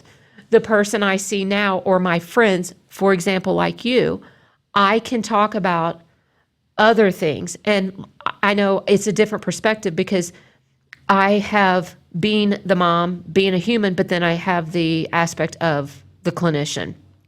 And so the person I'm with now for therapy, she knows what we do. And so she also doesn't mind to call me out on my bullshit. And that's what I love. And because that's what I need. I'm that personality. And I think a lot of people, and I wasn't before, a lot of people don't want called out on their bullshit. Yep. And so I think but what would you say to those of our first responders, or anybody else for that matter, that say, well, therapy's stupid. I don't want to go talk to somebody that doesn't know me. What would you do to at least encourage a first-time visit? I mean, you have to find the right fit. If it's not somebody that understands what you do, it's probably not going to work out very well. So it's about like trial and error. You know, you may go to a Chinese food restaurant and not like the first dish you have there, but you have to go again and try something different. Chinese food sounds really good right about now, just so you guys know. So I think that's the thing, is just finding somebody and having the resources to be able to look for somebody that understands. I mean, I obviously do therapy for myself, and then I also see people on the side, and most of the people that I see are first responders, because I can sit here and be like, damn, that's a tough call. That really fucking sucks. Yeah. Yeah. You know, and it just creates community. And we've lost that. I think one of the things I notice in myself, the biggest thing that I've been able to do is finally legit ask for help, because probably 3 months ago, maybe, I wasn't flirting with, a plan or anything, but I was kind of back circling the drain of, if it happens, it happens. I'm cool. I'm good with that. And I had a moment and I thought, ooh, I can't do this. And I messaged Justin and I said, Justin, I'm struggling. I need help. And that was a huge step for me to do that. And of course, the first thing was, are you in crisis? And I wasn't, but I knew that within a week, it could have probably gotten to a crisis situation. And so I think that's a huge step of just being able to recognize it. And that's that self-reflection that you have to do, that a lot of us don't like to do, because it's a lot easier for me to blame somebody else for my bad behavior, or to blame, and I'll never forget, there was one of the providers, and I don't know that I've told you this, Sheila, but there was one of the people that sat in our debriefing with us that had the audacity to say that Hunter's drowning I used as an excuse for my bad behavior. And I found that out. And so, when I realized I didn't, that brought a lot of things forward for me. But I think when you can honestly say, I need help, I'm at my lowest point, and I'm going to be vulnerable. Yeah. But that's also when you know your people. Because I honestly feel like you and I could not speak for 6 months, and I could message you and say, Sheila, I am standing on the side of 55 in tears. And I would be down there. Absolutely. In fact, you'd probably send the army. I probably would. Yes. And so we have to find our people too. Yeah.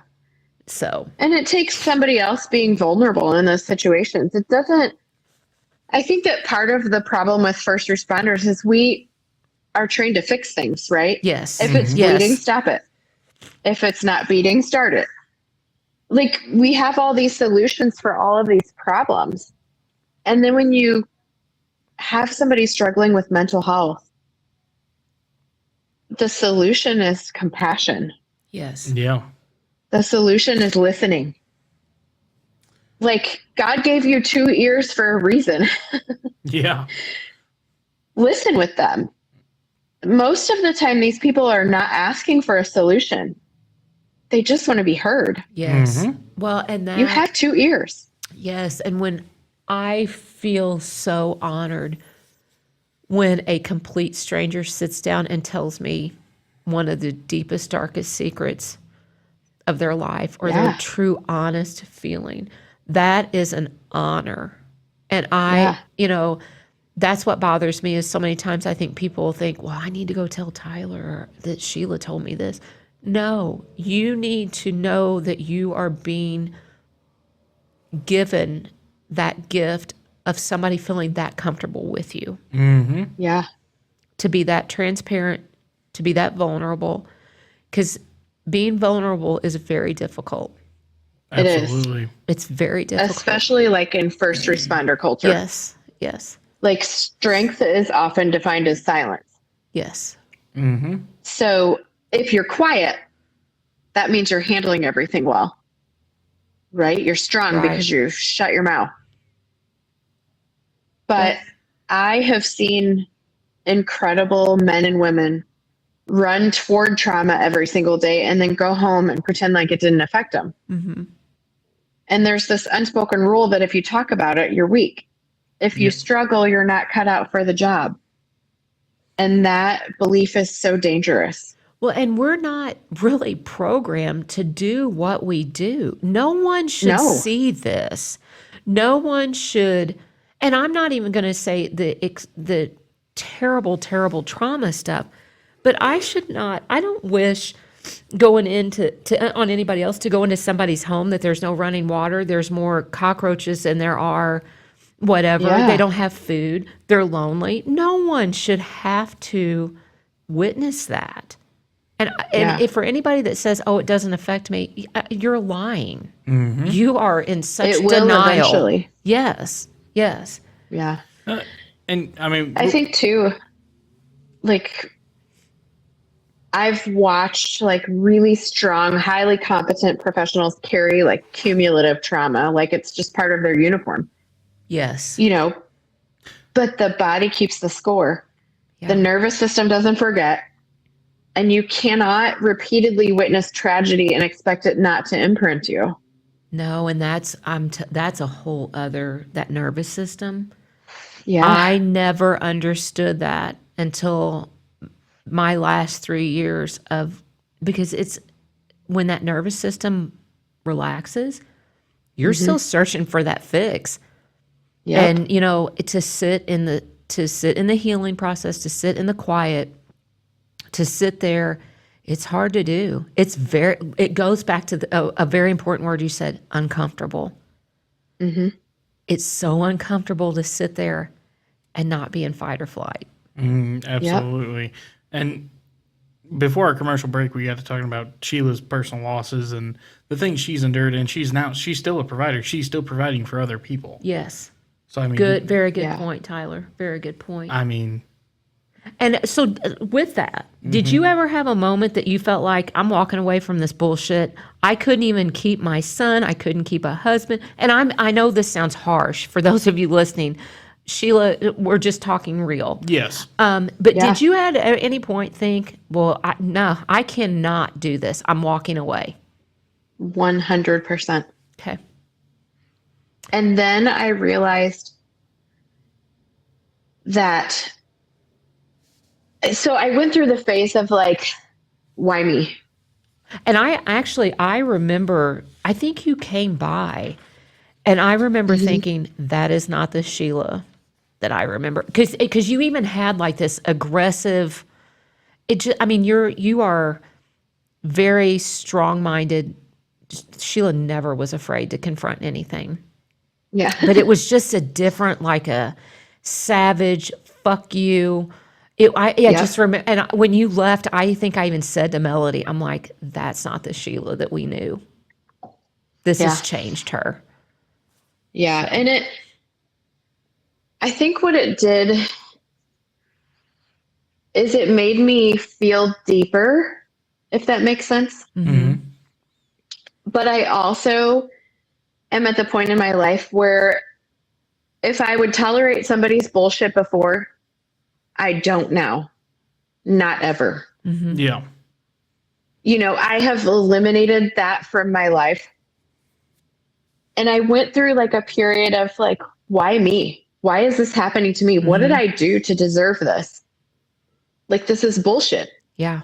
And fuck healthcare and fuck everybody that I know. Right. You know, I went through that. But then something happened and I was like, why not me? What makes me so special that I shouldn't have to go through this? I'm no better than anyone else. That's a hell of an outlook right there. Yeah. That's interesting. It did. It took me. This is what has happened in my life, right? And I can either shut down and not share, or I can take this horrible, wouldn't wish it on my worst enemy moment, and I can turn this into something good. Grab the bull by the horns, if you would say. Exactly. And with that, I mean, that kind of leads us into our next couple sections here. You did grab it by them. You grabbed the bull by the horns, and you continued in healthcare. You're a nurse practitioner, former flight medic. You're even leading critical incident stress debriefings. I mean, that's amazing. After everything that you've been through, you were still taking on the impact of what others are seeing, hearing, and dealing with daily by leading these. Can you kind of explain to us what those are? Sure. So I started doing these before Klaus died, because I knew that it was necessary. Mm-hmm. I think that I had seen enough in several years of flight that, like, there's no way that a human being can carry all this without talking about it. Mm-hmm. So I wanted to start getting into it. And I knew that our suicide rate in first responders had greatly increased and still does. And so I wanted to be a part of that change. And I think, like, doing those debriefings helps bring the team together when all they want to do is fall apart. And so a critical incident stress debriefing is essentially a structured, guided conversation after a traumatic event.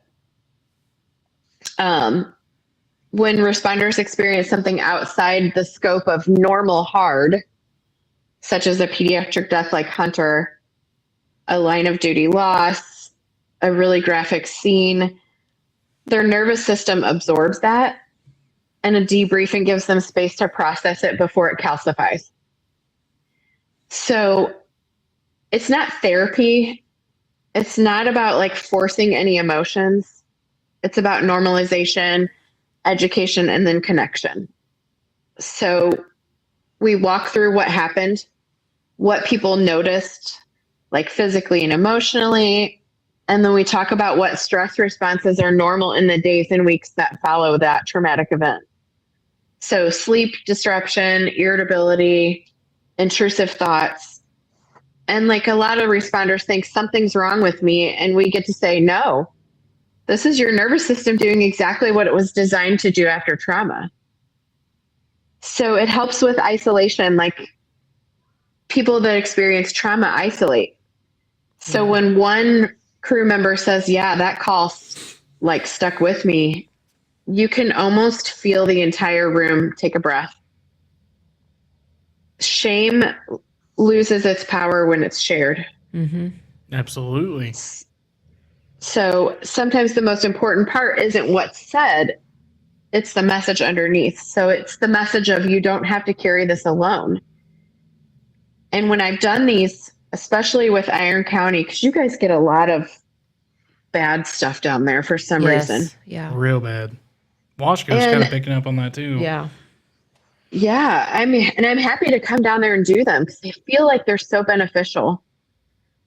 Because people, when I walk into a room to do a stress debriefing, I feel different things. I'm very much an empath. So I feel everybody's energy. Mm-hmm. Mm-hmm. And usually when I walk into them, I am like the ugly redheaded stepchild because people don't want to do this. They know that it's going to be hard and they think they don't need it. But once we get going and stuff, you can see the room, like, turn into jello. Yeah. They all come together. And I think it's sharing what someone else saw from their perspective.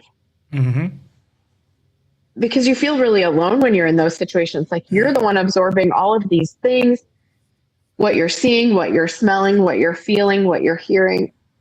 It's all of those senses coming together, but you don't even realize that your partner also noticed the snow on the ground. Right. Yeah. Or maybe the coffee cup that somebody drank out of on the kitchen table. Like you may notice that, but you don't know that your partners also noticed that. So I think it just brings a level of connection to the room, and people actually start healing during those critical incident stress debriefings. Now, would you say that's why trust is so important in this line of work and in those conversations? Yeah. I think, go ahead. No, I think because without trusting, people perform. Mm-hmm. And when you have trust, people tell the truth. I agree. 100%.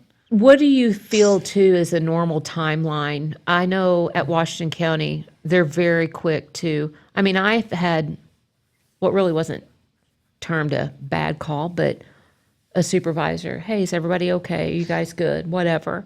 Because I mean, sometimes a trauma call is a frequent flyer Yeah. that you develop that relationship with.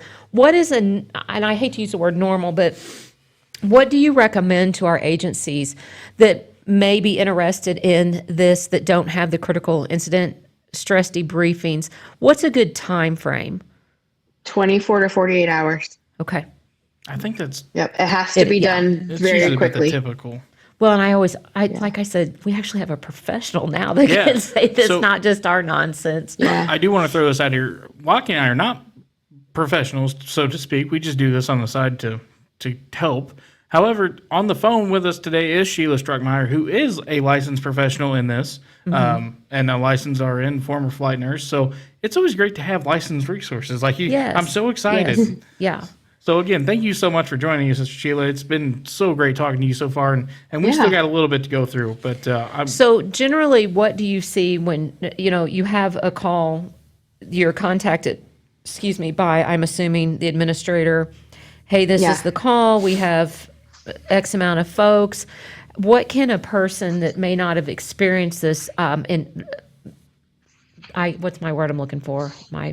Having a Kind of mini like what to stroke. expect. Yeah, and when you do walk in and Kind of an outline. I mean, we didn't sit around a bonfire and sing or anything, but we were in we had eyes on everybody. But can you kind of explain that to our listeners or administrators that might be listening as to what to expect? Sure. So I try to get everybody that was involved, whether that's the fire department, the police department, dispatch, basically anyone that had any knowledge of this phone call or whatever you guys had to go on, whatever the call was, and try to get everybody in the room, because part of what trauma does is, let's say you're a dispatcher and you dispatch this call. Let's use Hunter for an example. So the dispatcher gets the call of this missing child, possible drowning. The dispatcher dispatches everybody, gets all the resources to the scene, but the dispatcher never gets the end result. Right. Right? Which we've Unless one of us reaches out. which we've talked about before on other episodes. Yeah. So then you have EMS show up and they get the information from dispatch, and then they get to the scene and they are absorbing everything on the scene, and then they get to the hospital. Well, then the doctor's there, but the doctor doesn't get involved in the dispatch call or what happened on scene. So part of what trauma does is there's a lot of missing information. And when your brain is trying to process that call, it fills in all of those empty spaces with bullshit. Yeah. Yeah. So when you get all these people in a room together, everybody gets the same puzzle piece. And so they can put the puzzle together themselves with all of that missing information. so that the brain doesn't have to sit here and make up what happened.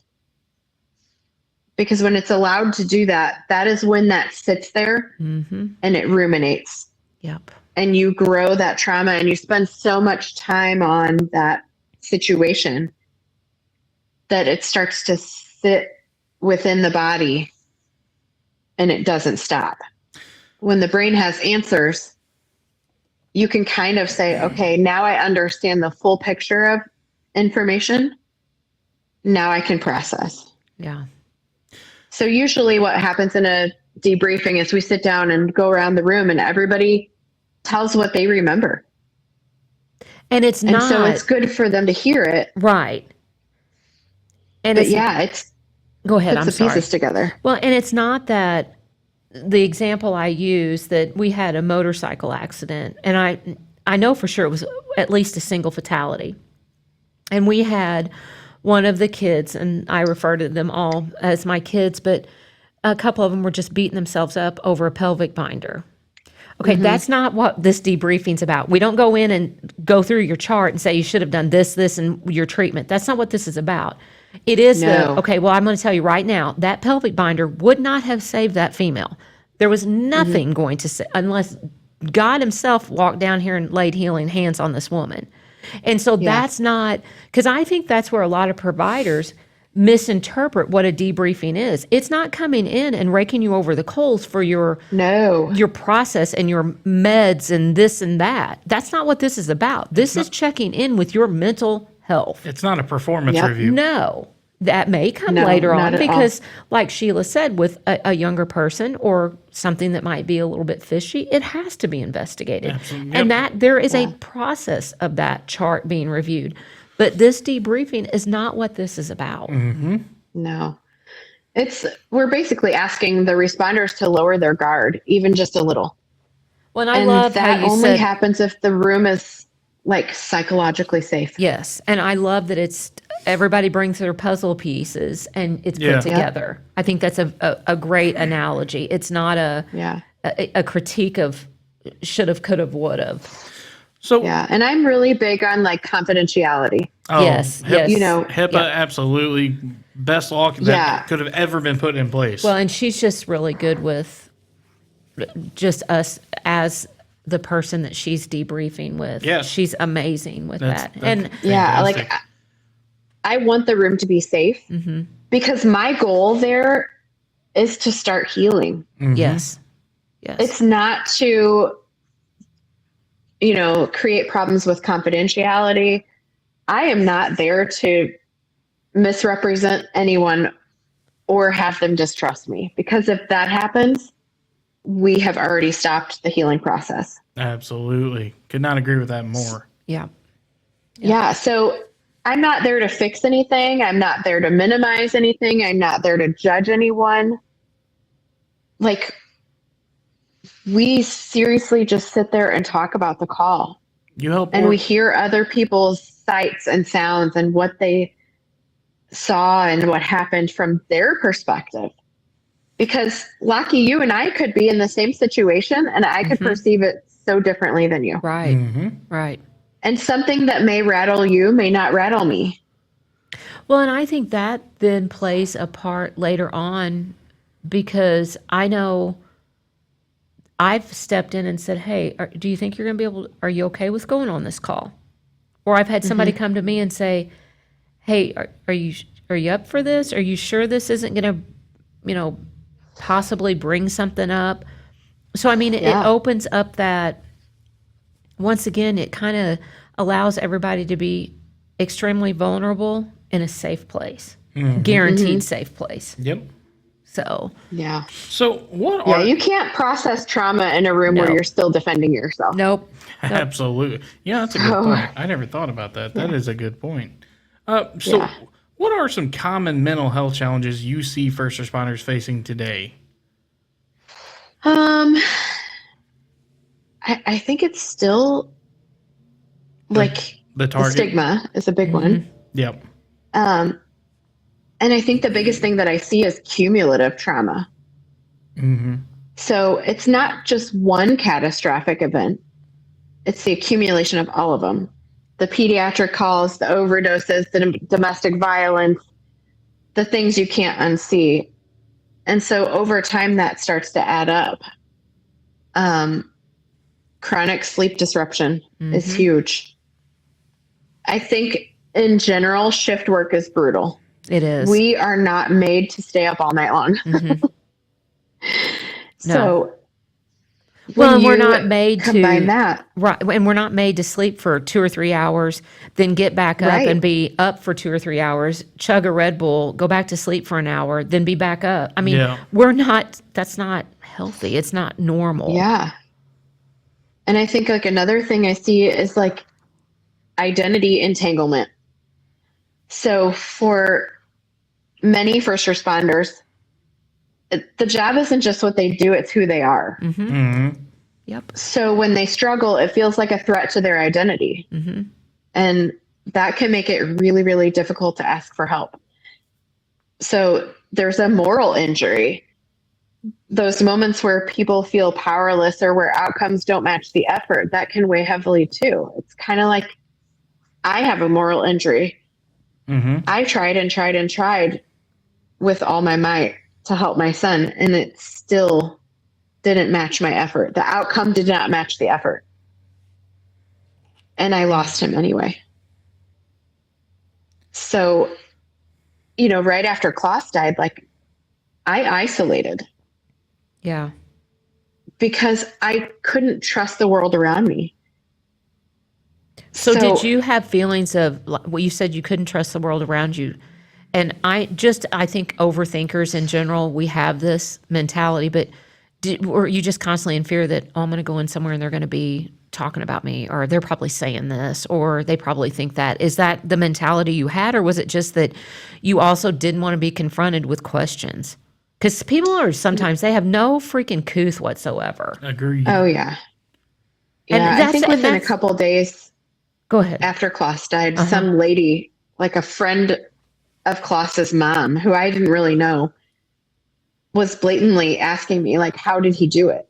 Yeah. And I'm like, wow, what the fuck? Yeah. I cannot that's one of the things that just grinds my gears. Well, I wish I knew this or that, or it's none of your fucking business. Yeah. It doesn't change the outcome. He's still dead. No, exactly. Have some kindness and compassion for his mother and the family. And, you know, it doesn't matter. He did it. They did it, whatever it might be. You don't need the details. So I dealt with a lot of bullying after Klaus died too, from adults. Yes. And I mean, I know that because I saw it. I mean, and that is one thing. She was very vocal about it. And I know you made a lot of people very uncomfortable about it, but this was stuff that had to be brought forth. And you know what? If your anger has gotten you to that point, I am so glad it was there, because this is a story that needs to be told and needs to be shared. 100%. Yep. And I hate that it's without Klaus, but, you know, maybe that was his purpose.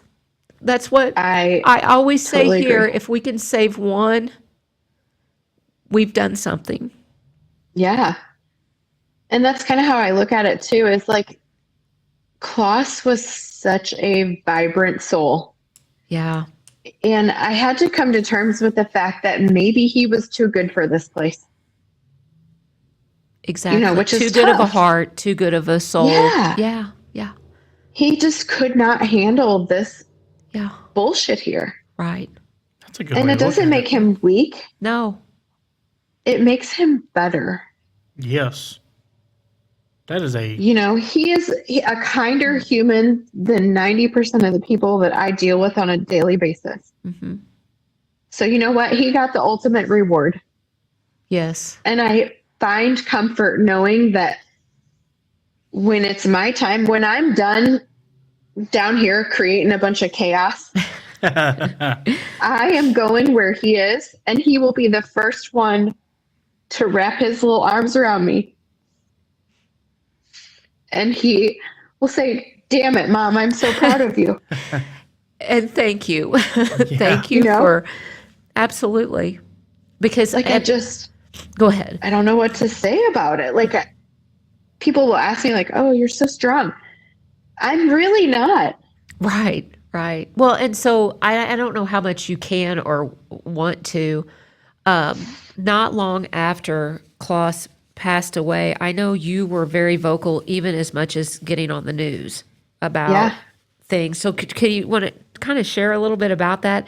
And if you have notes that we've skipped over in our segments, please elaborate on those. But I think that that's one of the, I don't know, Tyler, if you knew this, but she did interviews with St. Louis News I did not. resources. I'll have to go back and do some digging, and Yeah. maybe we'll be sure to share some of those on our social media.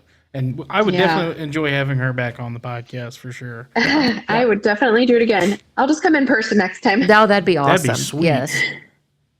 But yeah, so Klaus, with COVID, obviously all of the isolation, I've kind of let down my guard with social media. Mm-hmm. He was allowed to be on Snapchat. He was on TikTok. He was on Facebook. And then he was also a gamer. We did not realize the extent of the bullying until after he died. Mm-hmm. The police department was able to get his phone unlocked. And thank God that kid was smart enough to screenshot things he was receiving on Snapchat. Yeah. Because that is where most of the bullying was happening. I mean, they were blatant. They were telling him, they were typing KYS, which means kill yourself. Uh-huh. Well, and I think that's like a whole other, that is probably, I think that might be a whole nother episode. well, it is because Yeah. people don't realize the little, I mean, as simple as there's orange in the sign is sometimes key words for something that means something completely different. I tell you what, people discredit kids these days because kids will come up with the. I was at work the other day and there's a kid on my crew that he's 18, fresh out of high school, knows all the lingo. I'm not that much older than him. I just turned 26, so but I'm not out of the lingo completely. We were eating lunch and I work with it's a whole group. It's me and a bunch of older guys, and then him. It's old, young, a whole mixture. We were sitting there eating lunch. We had a barbecue together, and he was eating, and he got done eating, and he goes, "Man, that slapped." And I'm like, "Huh? Yeah. That did what?" He goes, "It slapped." I'm like, "What the hell does that mean?" He goes, "That means it's good." I said, "You couldn't just say it's good." No, we didn't. That's not cool to say anymore. Like, what? Well, and I don't know, and Sheila, maybe you can answer this too. I mean, of course, I will be 51 years old in June, and I don't remember as a kid, you know, we might make the comment, "Oh, I'm going to kill you," or, "Oh, you're being so dumb." But there weren't like the social media things. I mean, did people pick on each other? And I do think it was more picking on. Did people call you fat or whatever? But I can't imagine telling another human being and meaning it, "Why don't you just go kill yourself?" Or life would be so much better if you didn't exist. I cannot imagine, even now. And I have a small list of people that I don't really, I live my life. I don't really care that they do, but I don't wish anything on them in that perspective. So do you think because everybody says, "Oh, kids are different. Kids are changed." What do you think it is that's different? I think our boundaries have changed. Can you elaborate on that? So I think part of the issue with our kids' mental health and young adults is that the video games are extremely graphic. Uh-huh. They have unlimited access to information. Oh, yeah. Their brain is not fully developed, so they can't process what they're seeing. And I've had people say, "Oh my God, I don't know how you look at somebody who's bleeding to death or look at somebody who's, taken their life in a very traumatic way." And I say to them, if I sat you in front of a television and played the same horrific things that I see for 24 hours a day, you would become numb. Oh. It wouldn't affect you. Right. So kids are absorbing all of this information. You know, they play like Call of Duty and even Fortnite. You're still killing someone. So they see this over and over and over again. And then I don't know what the word is. They basically reformat into another skin, or they come back to life again. So we've desensitized the finalization of death. Mm-hmm. Because it doesn't feel anymore. You know, when I was a kid and somebody died, I felt that. Right. I was really sad. I was devastated. I had a friend that died of meningitis when I was young. And I still feel that to this day. You know, that's weird because I did as a 6th grader. I think I was 10. Yeah. And I mean, you bringing that up, I can remember it like took me right back to 6th grade sitting in Miss Sharon's classroom when you said that, when they told us. And I can remember, but I was a weird kid. I felt sad for his mom. I felt sad for him. I felt sad for his brothers and sisters. Maybe there were kids in my classroom that didn't, because I thought that was normal. And that, you know, I guess when you're raised a certain way, though, things are like that are normal. Because I can remember my mom and dad not taking us to the funeral home. I really didn't understand death until my granny died. Mm-hmm. Yeah. Because you tell the bullshit, oh, they're sleeping. Okay, no, we don't need to do that. But yet, I don't know. I'm glad I didn't have to deal with that kind of, I'm so glad, but I see what it is doing. And I will die on this hill of COVID. COVID destroyed so many for sure. things. Our communication skills, our empathy, sympathy, kindness. People love to isolate. Mm-hmm. We had to. You don't know how to walk in Walmart and say good morning, good afternoon, because we cut that out for how long? Yeah. Yeah. One thing I do want to add It was years. Oh, yeah, for what, 2, 3, something like that, before it finally all ended. That was a big time. One thing I do want to say, though, I mean, I'm 26. I haven't lived very long. I've been here 26 years. Now, when I was a kid, I played those video games that were kind of violent, and hell, I still play them. Right. Now, I want to say that it's not necessarily. I know the games are violent. They are. That 100% could not agree more. Maybe I'm just one of the lucky ones that don't like. I know it's a game. I know it's not real. It's fiction. It's not. I could never do it in life. So I don't necessarily know that we blame the games or we blame the parents for not correcting their children when they act on what they see. Right. Does that make any kind of sense? I mean, you have to have a limitation. Because if you have kids that are playing video games 24 hours a day and that's all they're exposed to. Yeah. That you have to remove some of that, right? Everything is good in moderation. But I also played outside as a kid, which is something kids don't do these days. I rode my bike all over the creation, and we were outside playing in the creek. And well, you had to have some like critical thinking skills, even as a young person. Yes. You had to have some of that think things out. Where now, and I unfortunately, I can admit there are times, sometimes I need instant gratification because that's where we're at in society. Yep. I needed it 4 days ago. I'm impatient. I'm keep hitting the button. And so, I mean, I just wish that, I hate to say this because it does make me sound old. I wish we could go back to that, to a simpler time of understanding. Well, it doesn't help we have the world right at our hands. The second we open our cell phone, you can see what's going on in Japan. You can see what bad things are going on. Like 15, 20 years ago, we didn't have that. Then on top of that, you can modify it.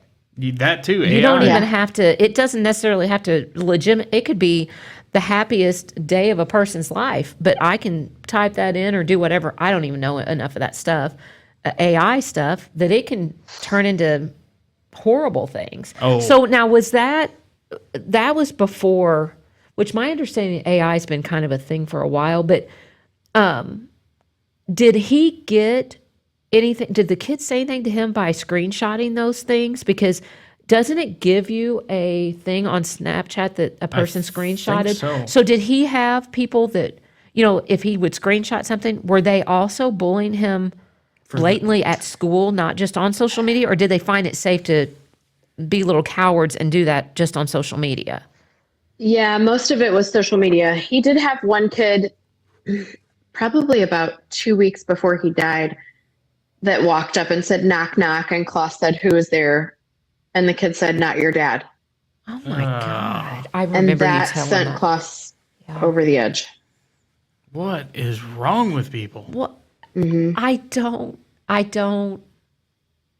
can't even, I don't have words. I don't know how to. You want my honest opinion? The parents need the shit slapped out of them. I Yep. blame the parents.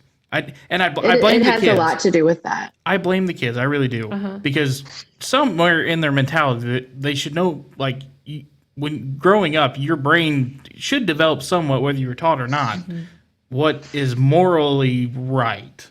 You know what I mean? Well, but I mean, once again, are there morals anymore? That's true. I guess maybe I was just raised in a different time. I mean, then. I feel like sometimes, I've said something about something being inappropriate, and I'm looked at like, seriously, you think that's inappropriate? Yeah, absolutely, it's inappropriate. People I don't don't care like what that. universe you live in, it's inappropriate. People don't like that, I swear. I really don't care. But Well, but that also goes back to, I know when it's appropriate to swear Oh, not yeah. to, but there's Yeah. everybody feels as though they're entitled. Everybody owes you something, and you need to be treated a certain way, and that's not how it is. It shouldn't be that way.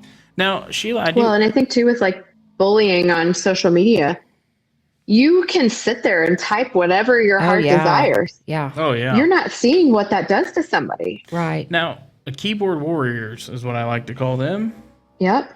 Now, I do want to ask: was there any kind of repercussion for these kids that bullied Klaus? No, because their Snapchat profiles were fake names. So I apologize, and please tell me, don't ask this question once it comes out. Did you have an idea who it was? Because, I mean, kids are dumb. had They're going to no be idea. like, oh, I'm sending this. And once again, to do that, where I had does no that idea. come into the mind of a 13 and 14-year-old to come up with a fake account to do that? They are very smart and conniving. Like I said, I don't have words. I really That's don't. devastating, is what that is. So you realized this was going on. Tell us what your next step was. So I had emailed the school multiple times. Klaus said snitches get stitches, so he didn't want me like calling up to the school. Uh-huh. So I was like, okay, well, So, okay, I'll so email let me them. stop you real quick. So you knew prior to that there was some bullying going on, but obviously you did not know the extent of it. yes. Okay. So I had contacted the school, especially about the knock knock joke. Yeah, that's, Klaus came home and told me that. He was very upset. So I emailed the school because I thought if he says to me, Mom, did you call them? I could say no because I didn't call them. I emailed them. good point. So I didn't want to disrupt his trust in me, but it had to be handled. And the response from the school was, oh, yeah, we'll talk to that kid. But then when, I guess it was probably about 10 days later, Klaus died. And I found all this stuff in his phone with all this bullying, and we went to the school and they told me they didn't have a bullying problem. That's what all the schools say. Because they want to rep that perfect. That's how my high school was. Oh no, we're all friendly. We're all great. No, the hell we're not. Well, and I really don't care. I know I'm going to catch grief from this statement. I taught school for 19 years. The biggest bullies are the teachers because they allow the bullshit to go on. Oh, you're just being a kid I or whatever. experienced that with Klaus too. Yeah. You know what I really hated hearing a teacher say, "Well, you're just being a tattletale. Go sit down." Like, really, lady? Like, come on.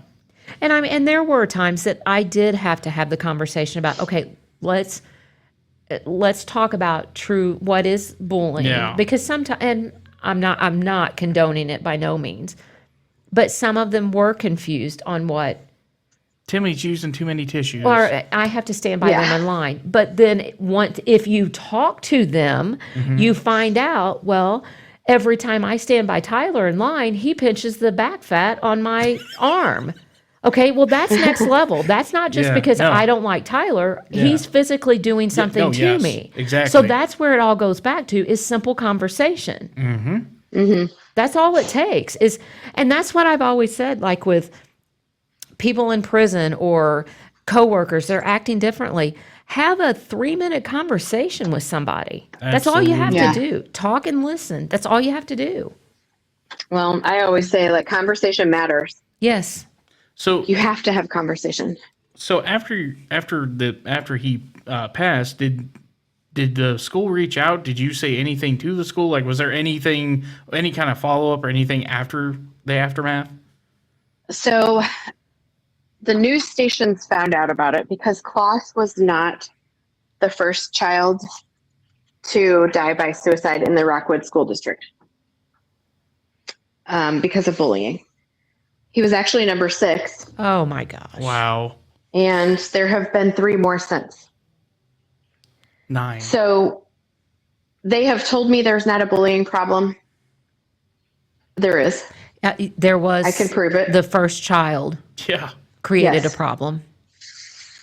Klaus's girlfriend at the time actually committed suicide a year to the day that he did. Wow. She was also being bullied. I didn't know that. I didn't either. Yeah. I actually have a video of her at his gravesite the day that she died. She went and visited him first. Wow. Yeah.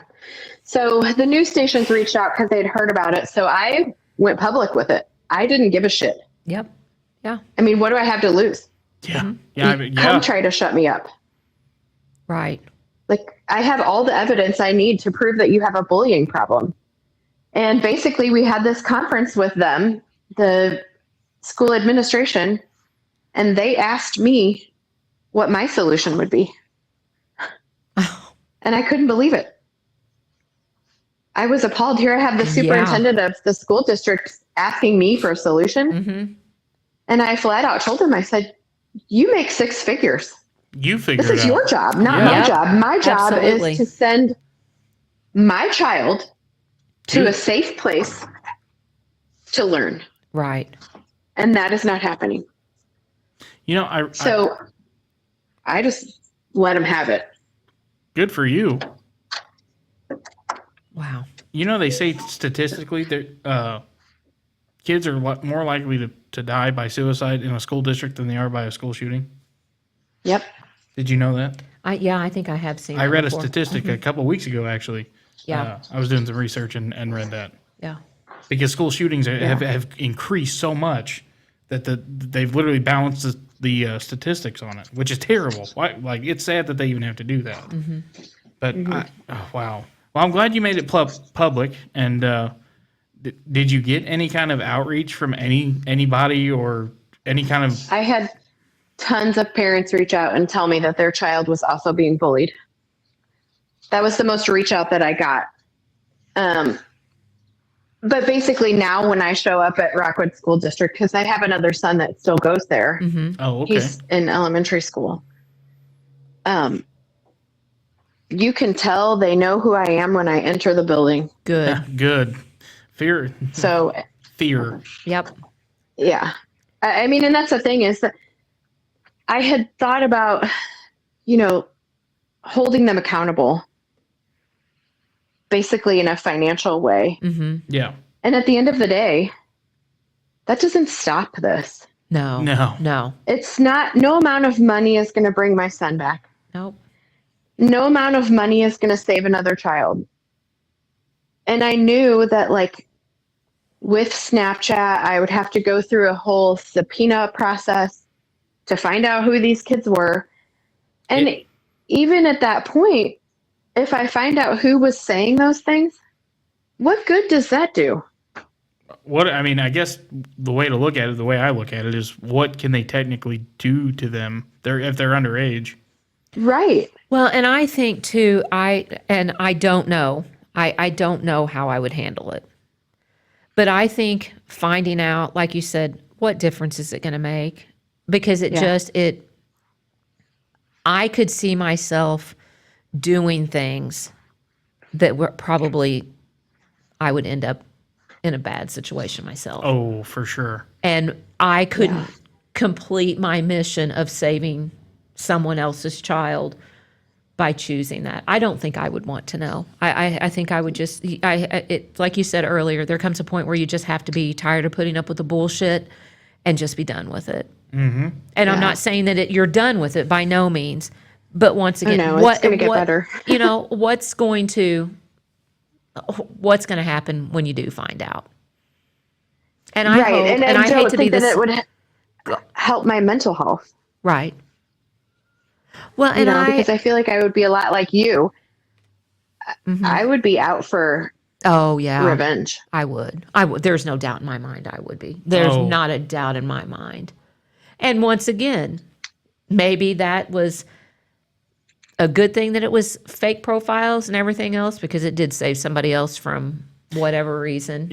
We could be interviewing her from a jail cell like we did Joe Exotic right now. But yeah, I mean, it had, well, no, that's a serious statement. And I will be very honest. That's probably, I would have gotten revenge me for too. sure, without a doubt. Absolutely. And it would have been extreme measures because I would have wanted somebody to be as hurt and damaged as I was, because they deserve that. I didn't deserve my child taken away, not in that fashion. Yeah. Well, Sheila, thank you so much for sharing that story with us. I know that had to have been, and I know it's been 4 years, as you said. I know to this day it's probably still hard to talk about, and I cannot thank you enough for sharing that, not only with us but with our listeners, and helping us be a resource. You are now resource number 11. I'm going to steal your line, Lockie. Did you have anything else? I think we're going to start kind of wrapping wrap it up a little bit. Is there anything that we? Actually, I know you said that there is a foundation. So did we leave anything out that you pinpointed and you wrote down that you do want to share before we wrap this up? Let me see. There was one question that you guys had that I wrote something about. Let's say we still got section 8 and all the way down. We're going to go through. I loved the question, after everything you've experienced from flight nursing to supporting responders through trauma, what does valor mean to you personally? Yep. So that is I love that question. So that okay, good deal. That is that's one of our ending questions, and we'll go ahead and start wrapping this up because I think we're closest to one of our longest episodes so far. Deal. That's a good I knew thing. this one was going to be. Oh, for sure. And Sheila, I really do hope that you come back. And I mean, even if we do this, if you would be willing to do this maybe once a month, if you are willing for us to, for example, talking with Justin, I don't have a lot of connections anymore at Iron County. I have a few, but to put your name out there in the event that there are agencies that need, and I hate to just use, but our police departments, our whole group here. But can we, I guess, volunteer you or absolutely use you as a resource? Because I know personally you helped me so much, and I knew that today's episode was going to be a lot and probably needed to be more than one. But even if you could once a month or, every other month, something, I have a legit conversation with someone who is qualified and can help our listeners. Maybe she'll be our official licensed person for Midwest Mayhem. I mean, I would love that. I need to mail her some stickers and stuff. Yeah. If you can, email me your address at some point, and I will send you some merch. Well, and because she's covering several topics, and Yes. I think another topic that we didn't even, and could be another thing, is even bullying within our line of work. Oh yeah, And 100%. And I know that has been brought to light recently in some situations that, it's boys being boys or whatever. But I think that could be an entire thing. Yeah. I mean,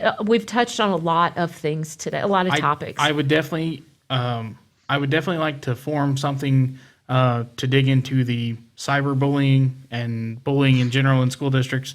I feel like that's something that's not talked about enough and not dealt with enough. So maybe we can form some kind of regiment with this platform. Besides Voices I would of love Valor. that. Well, and I think there's a lot of parents and just individuals that people don't understand the impact of suicide. Exactly. And my life has never been the same Yeah. since Ashton chose suicide. Mm-hmm. And every day he has talked about, I make it a point, even if it's driving in my car by myself, to say something about Ashton. And it goes back to his mother called me and I told her, I said, every day he's thought of, whether it's good or bad, because I still call him a little motherfucker for leaving me on this earth. But, you know, I think it's important to have that because it is such, it changes so many things. Absolutely. Yeah. And you can be a resource for those that it has impacted. I would love to, because as you know, and I have experienced it, it's a very lonely journey. Mm-hmm. It is. And it's hard to share. It's such an intimate thing. It is. Yes. And sometimes You know. I also feel guilty because I feel so sad and I miss him so much. And I think, Yeah. why do I get to do that? Because I know his mother feels the same way, Mm-hmm. a different way. But I mean, it's, you know, and sometimes I feel like it's not fair. There have been so many times I wanted to just call and tell him something stupid. I can remember probably 2 or 3 weeks after he did that, I stupidly sent him TikToks, forgetting that he wasn't going to see him. Yeah. So, but I mean, I texted Klaus's phone a couple weeks ago, yeah, and I was just like, whoever has this number now, yeah. this belonged to my son, and I miss him. But you know what? You don't And know who that is and how you might save them. Yeah. Yeah, and I just said, I hope that you know, are living a happy life, because Klaus would want that. Right, right. And it's just like sending that, it's an olive branch. Yeah, yeah. Sometimes people are just hanging on by a thread, and just that one little thing And that's why makes them shift. And that's why I say every time we do this and conversations, all you have to do is be kind, because you don't know what somebody's going through. Mm-hmm. You don't know what that "I like your shirt" comment could mean to someone. It may literally save a life. Yeah. Absolutely. So, Sheila, I want to get into that Valor question because I have a feeling you have a really great response to it. After everything that you've talked to us about today and experienced, from flight nursing to supporting responders through the trauma of losing your son and your husband, what does the word Valor mean to you personally? So I had to think about this a lot, and I'll tie it into 2 different aspects. Because before I had started watching your guys' podcast, I have had this urge to develop a foundation in Klaus's name. And the wildest thing is that it's called Bridge to Valor, the Klaus Foundation. Wow. I literally have goosebumps right now. It is a foundation that we are developing. It's in the early infancy stages. We're kind of getting the background work done right now, but what it will become is a community for kids who are being bullied to have community. And it'll teach them resilience and empowerment and self-defense, and basically all the things that they're lacking, and it creates this community for them. And the psychological part of this is that eventually, if the bully becomes ineffective, he'll stop what he's doing. Yep. Exactly. So if these kids who are being bullied come out of this foundation empowered and resilient, then the bully has lost his power. Yes. So that's basically the small synopsis of Bridge to Valor. That's beautiful. Absolutely. We're creating a bridge between people who have been traumatized by others' words and actions, and pulling them across this bridge of life to basically flourish and become great, amazing people. You know? That is beautiful. Yeah, and I can't wait. It's the biggest honor to do this in memory of my son and potentially avoid another mother feeling the way I do. So it's got to happen. Yep, absolutely. Well, I'm going to speak for both of us, but we will definitely support you in this endeavor 100% and then some. You have this platform anytime you need it. Keep us up to date on it for sure. And I will. I'm very excited for it, and I'm hoping Voices of Valor can be joined with Bridges to Valor somehow, some way. Yeah. And then like to your guys' podcast, like the Valor, what it means to me now. When I was younger, I thought valor meant bravery and like running toward danger and staying calm under pressure. And I've seen that kind of courage, and I've watched flight crews launch into the night. I've seen responders walk into scenes most people couldn't imagine. That is valor. But over time, and especially after losing my son, my definition changed. Valor to me now isn't just what you do in the crisis. It's what you're willing to face afterward. It's the courage to sit with grief, to admit that a call affected you, like the courage to ask for help when identity tells you to push through, and like the courage to build something meaningful out of pain. I think real valor is emotional honesty in a culture that rewards being stoic. So I'm going to ask a favor of you. Can you type that up and email that to us, because that needs to be a solid. Oh, for sure. That is deep. Wow. Yeah. And valor is love. It's loving fiercely enough to advocate, to speak, to change the culture so fewer families have to carry what mine has. So that is absolutely beautiful, Sheila. Fantastic. Could not have said that any better. If you would please type that up and shoot it over to me in email. Yep, that needs to be kept. Oh, one tradition we do like to keep here on Voices of Valor, we like to ask our guest to encourage somebody, whether it be a first responder or veteran that you know, to come and speak with us and be another guest on Voices of Valor to carry on this legacy here. So who would you like to nominate to be your future guest on Voices of Valor, and why do you think their story needs to be heard? I think that I'm going to nominate my husband. I know it sounds cliche, but he is a EMS helicopter pilot. And I think his perspective is like really important, because while he doesn't sit in the face of bad stuff like we do, his perspective is different as a pilot, because he's coming from like hearing everything that we say in the back. Yeah. And I'm definitely not being disrespectful in this, but when I think of that, it's almost like the cab driver. Yes. That picks everybody up, and he gets to hear all the juicy stuff, but yet all the, so I do. And I think Mark would be a wonderful person. And he's been such a great, like, he heard me on the phone when Klaus died. So he has that memory of Klaus's death. And because he wasn't Klaus's biological father, like they had a different bond. And so him losing Klaus from a different perspective, but also trying to be the strong, supportive man that I needed. Well, and I do want to ask this question too, because I love the love story that you and Mark have. I think it's beautiful. How is your brother? And I should have asked this an hour ago, but how is he after being the person that found Klaus? My brother is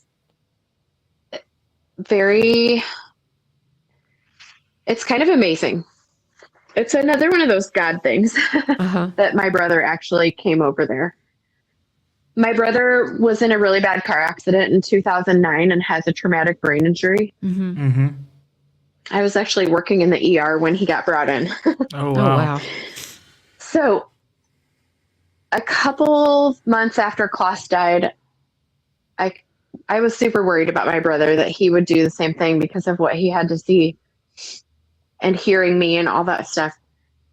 My brother has a different perspective. He said that his car accident in 2009 never made sense until Klaus died.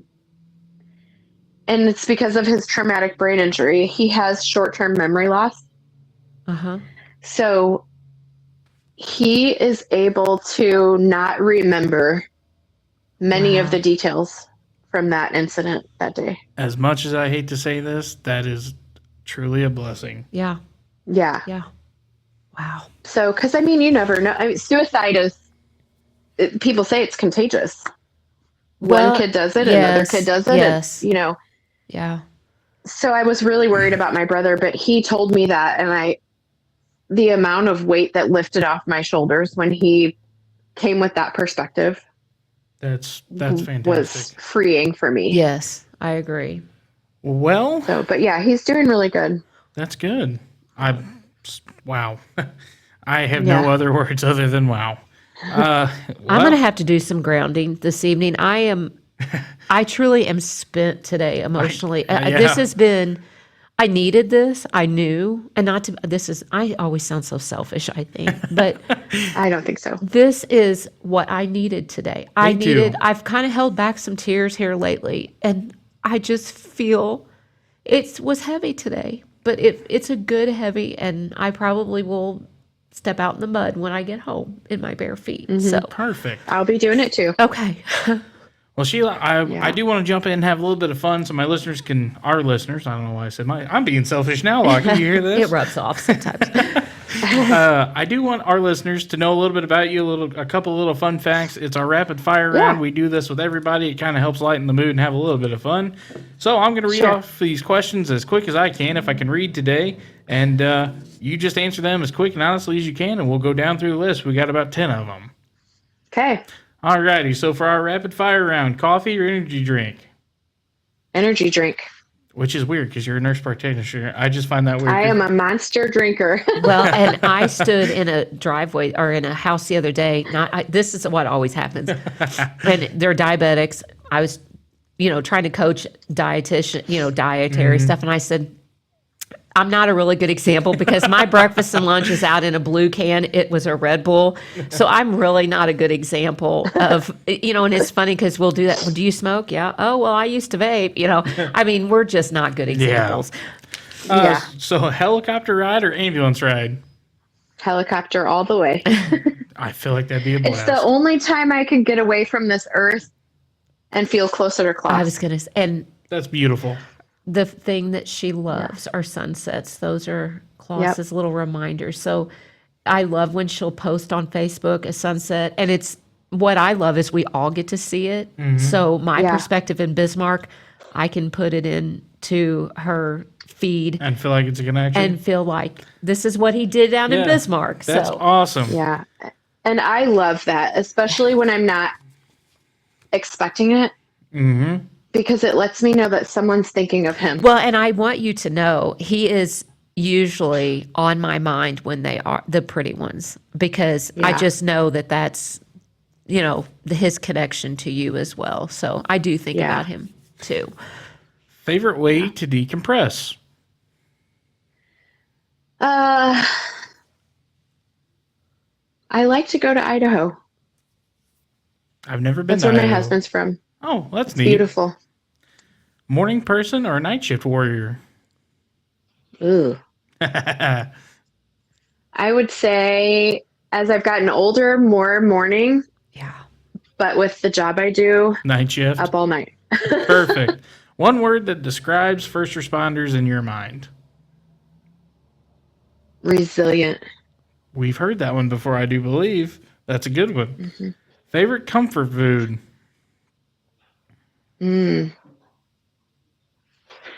Chocolate. Chocolate's always good. Who doesn't like a good chocolate bar? Mine's probably cottage cheese, but I love cottage cheese. I've literally watched Lockie eat, I'm pretty sure was expired cottage cheese, so that's a whole other story. Well, it is anyway for the most part. How much more curdle could it get? Anywho, something that always makes you smile. A good sunset. I think Lockie answered that one for you just a second ago. Yep. Beach or mountains? Mountains. Yeah. I love the mountains. They're too. fantastic, especially in Tennessee. Hidden talent. Ooh. I probably have many, but none that are like That's a really loaded talented. question. I would say my ability to connect. I There we love go. to connect to people. Yes. That's a good one. Best advice you've ever received.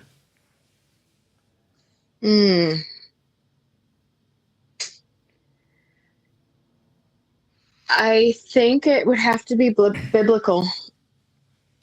Like, trust in the Lord with all your heart, and He will make your path straight.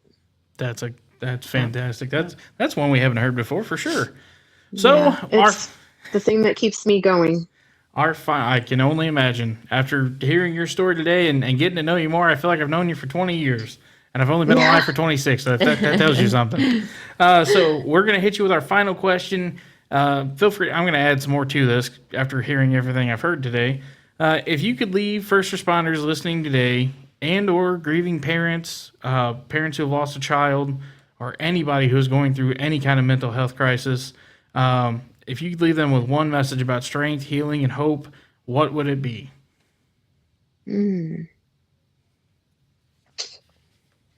Let me think here. That's a weighted question.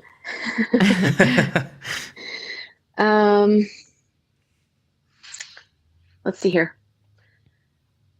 I would say strength isn't the absence of impact, it's the willingness to face it. Good. You chose a profession where you run toward what most people run from. That's strength, but healing is also strength. If something's affected you, it doesn't mean that you're weak. It means you cared. And caring is why you're good at what you do. And you don't have to carry every call alone or pretend that you're untouched by it, because some of the strongest responders I know are the ones who take care of their minds the same way they take care of their skills. And I would say to remember that there's hope. I've seen rooms full of hardened professionals exhale when one person tells the truth. Mm-hmm. I've seen marriages recover. I've seen careers stabilize. I've seen people who thought they were broken realize they were just unprocessed. And this job can be super heavy, but you don't have to be crushed by it. That is a very, very deep message. Yes. Yeah. Kudos to you. And thank you again Thank you. so much for joining us here today, Sheila, sharing all of your experiences throughout your life, your career, the losses, your wisdom, the losses you have faced, sharing your son's story, and just advocating for anti-bullying, for mental health, for anti-suicide, just everything. You truly do connect with people. I cannot wait to meet you in person and have you come sit with us to do an episode. I feel like it'll be so much fun. I cannot thank you enough for what this episode is going to mean to not only myself, not only to Lockie, but everybody that's going to listen, all of our first responders, all of the grieving parents who might listen. I truly hope it reaches out to somebody and just saves one person. You are now guest number 11 here on Voices of Valor. Again, we cannot thank you enough. Lockie? Yes, Sheila, thank you. And You're we welcome. will definitely be in touch, because you have been, this was amazing. Absolutely. Absolutely amazing. And It I was good to appreciate share you. all of that. Yes, I appreciate you sharing and being vulnerable and transparent in your story. And trusting us with your story. Yes, yes. It's been an honor talking with you today.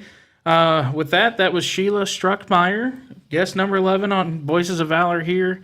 And if you missed this episode, I feel sorry for you, because it is one of it's going to be a good one. We're going to promote this one pretty heavily. Heavily. Yes. Not that we don't I promote any of appreciate our you other guys. ones. Right, but this one is This one- definitely one. There's too many topics not to Yes. promote it heavily. Sheila will be joining us back here eventually. I don't know when. I'm going to have to look back to the schedule, but we will definitely have her back on. Yes. And I think today we will now nominate her as our official licensed mental health advocate for Midwest Mayhem. Sheila, how does that sound? Thank you.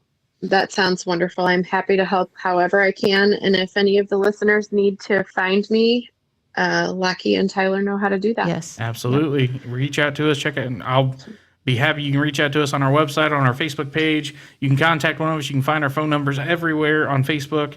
And that's just it. We have a pretty social media. We both have Facebook. There is TikTok. There is. We even have. I have Instagram too. Yep.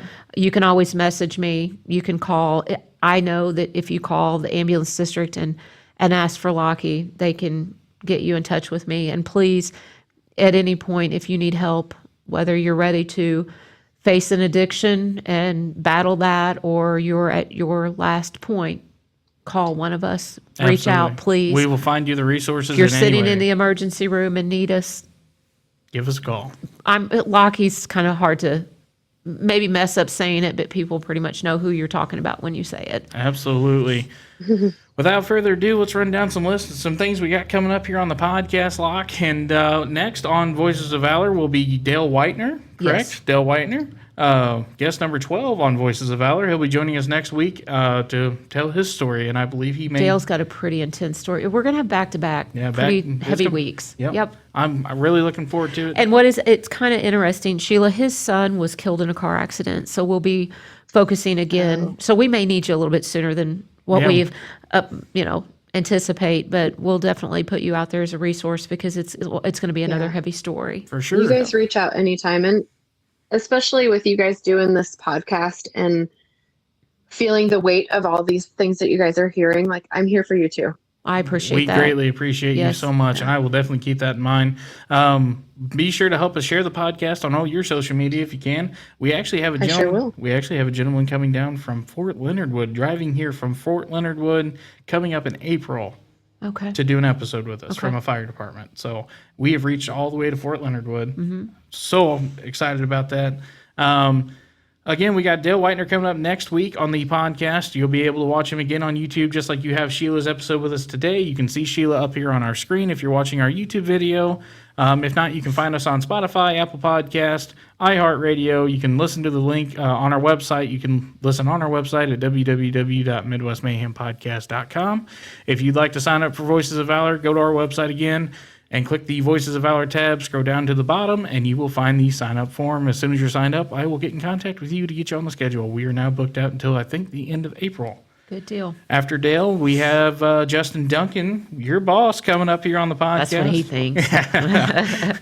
Well, we might have a face-off during that. Maybe I'll bring some boxing gloves in. We're probably going to have to stock up on Kleenex. Yeah, probably. That's going to be a tough one. We're going to have 2 or 3 of them back-to-back. I haven't had a good cleansing of the tears. And I've cried in almost every episode, but this one was just a little extra. Absolutely. It's very personal. So, don't forget, we've got the free mental health seminar coming up on March 28th at West County Middle School. It's going to be from 11 a.m. to 3 p.m., hosted by Leadwood Fire Protection District. We've been working greatly with Taylor and Dylan Miner over there. Great guys. Dylan was our last guest on Voices of Valor. Going to be a great day. We're going to have 2 keynote speakers, Valerie Beeson, Kevin Kapler, many of vendors. Our friends Frontline Armory is going to be there handing out all kinds of good stuff.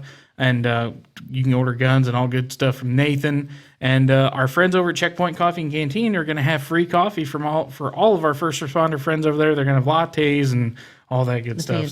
The fancy stuff. The foo-foos. I'm going to have to make sure our booth doesn't get put next to theirs because Lockie's going to drain them dry. I'll be climbing the chat dump over there at Leadwood. Lockie and I will be live on location that day, broadcasting live from the start of the event. We're going to help get it set up.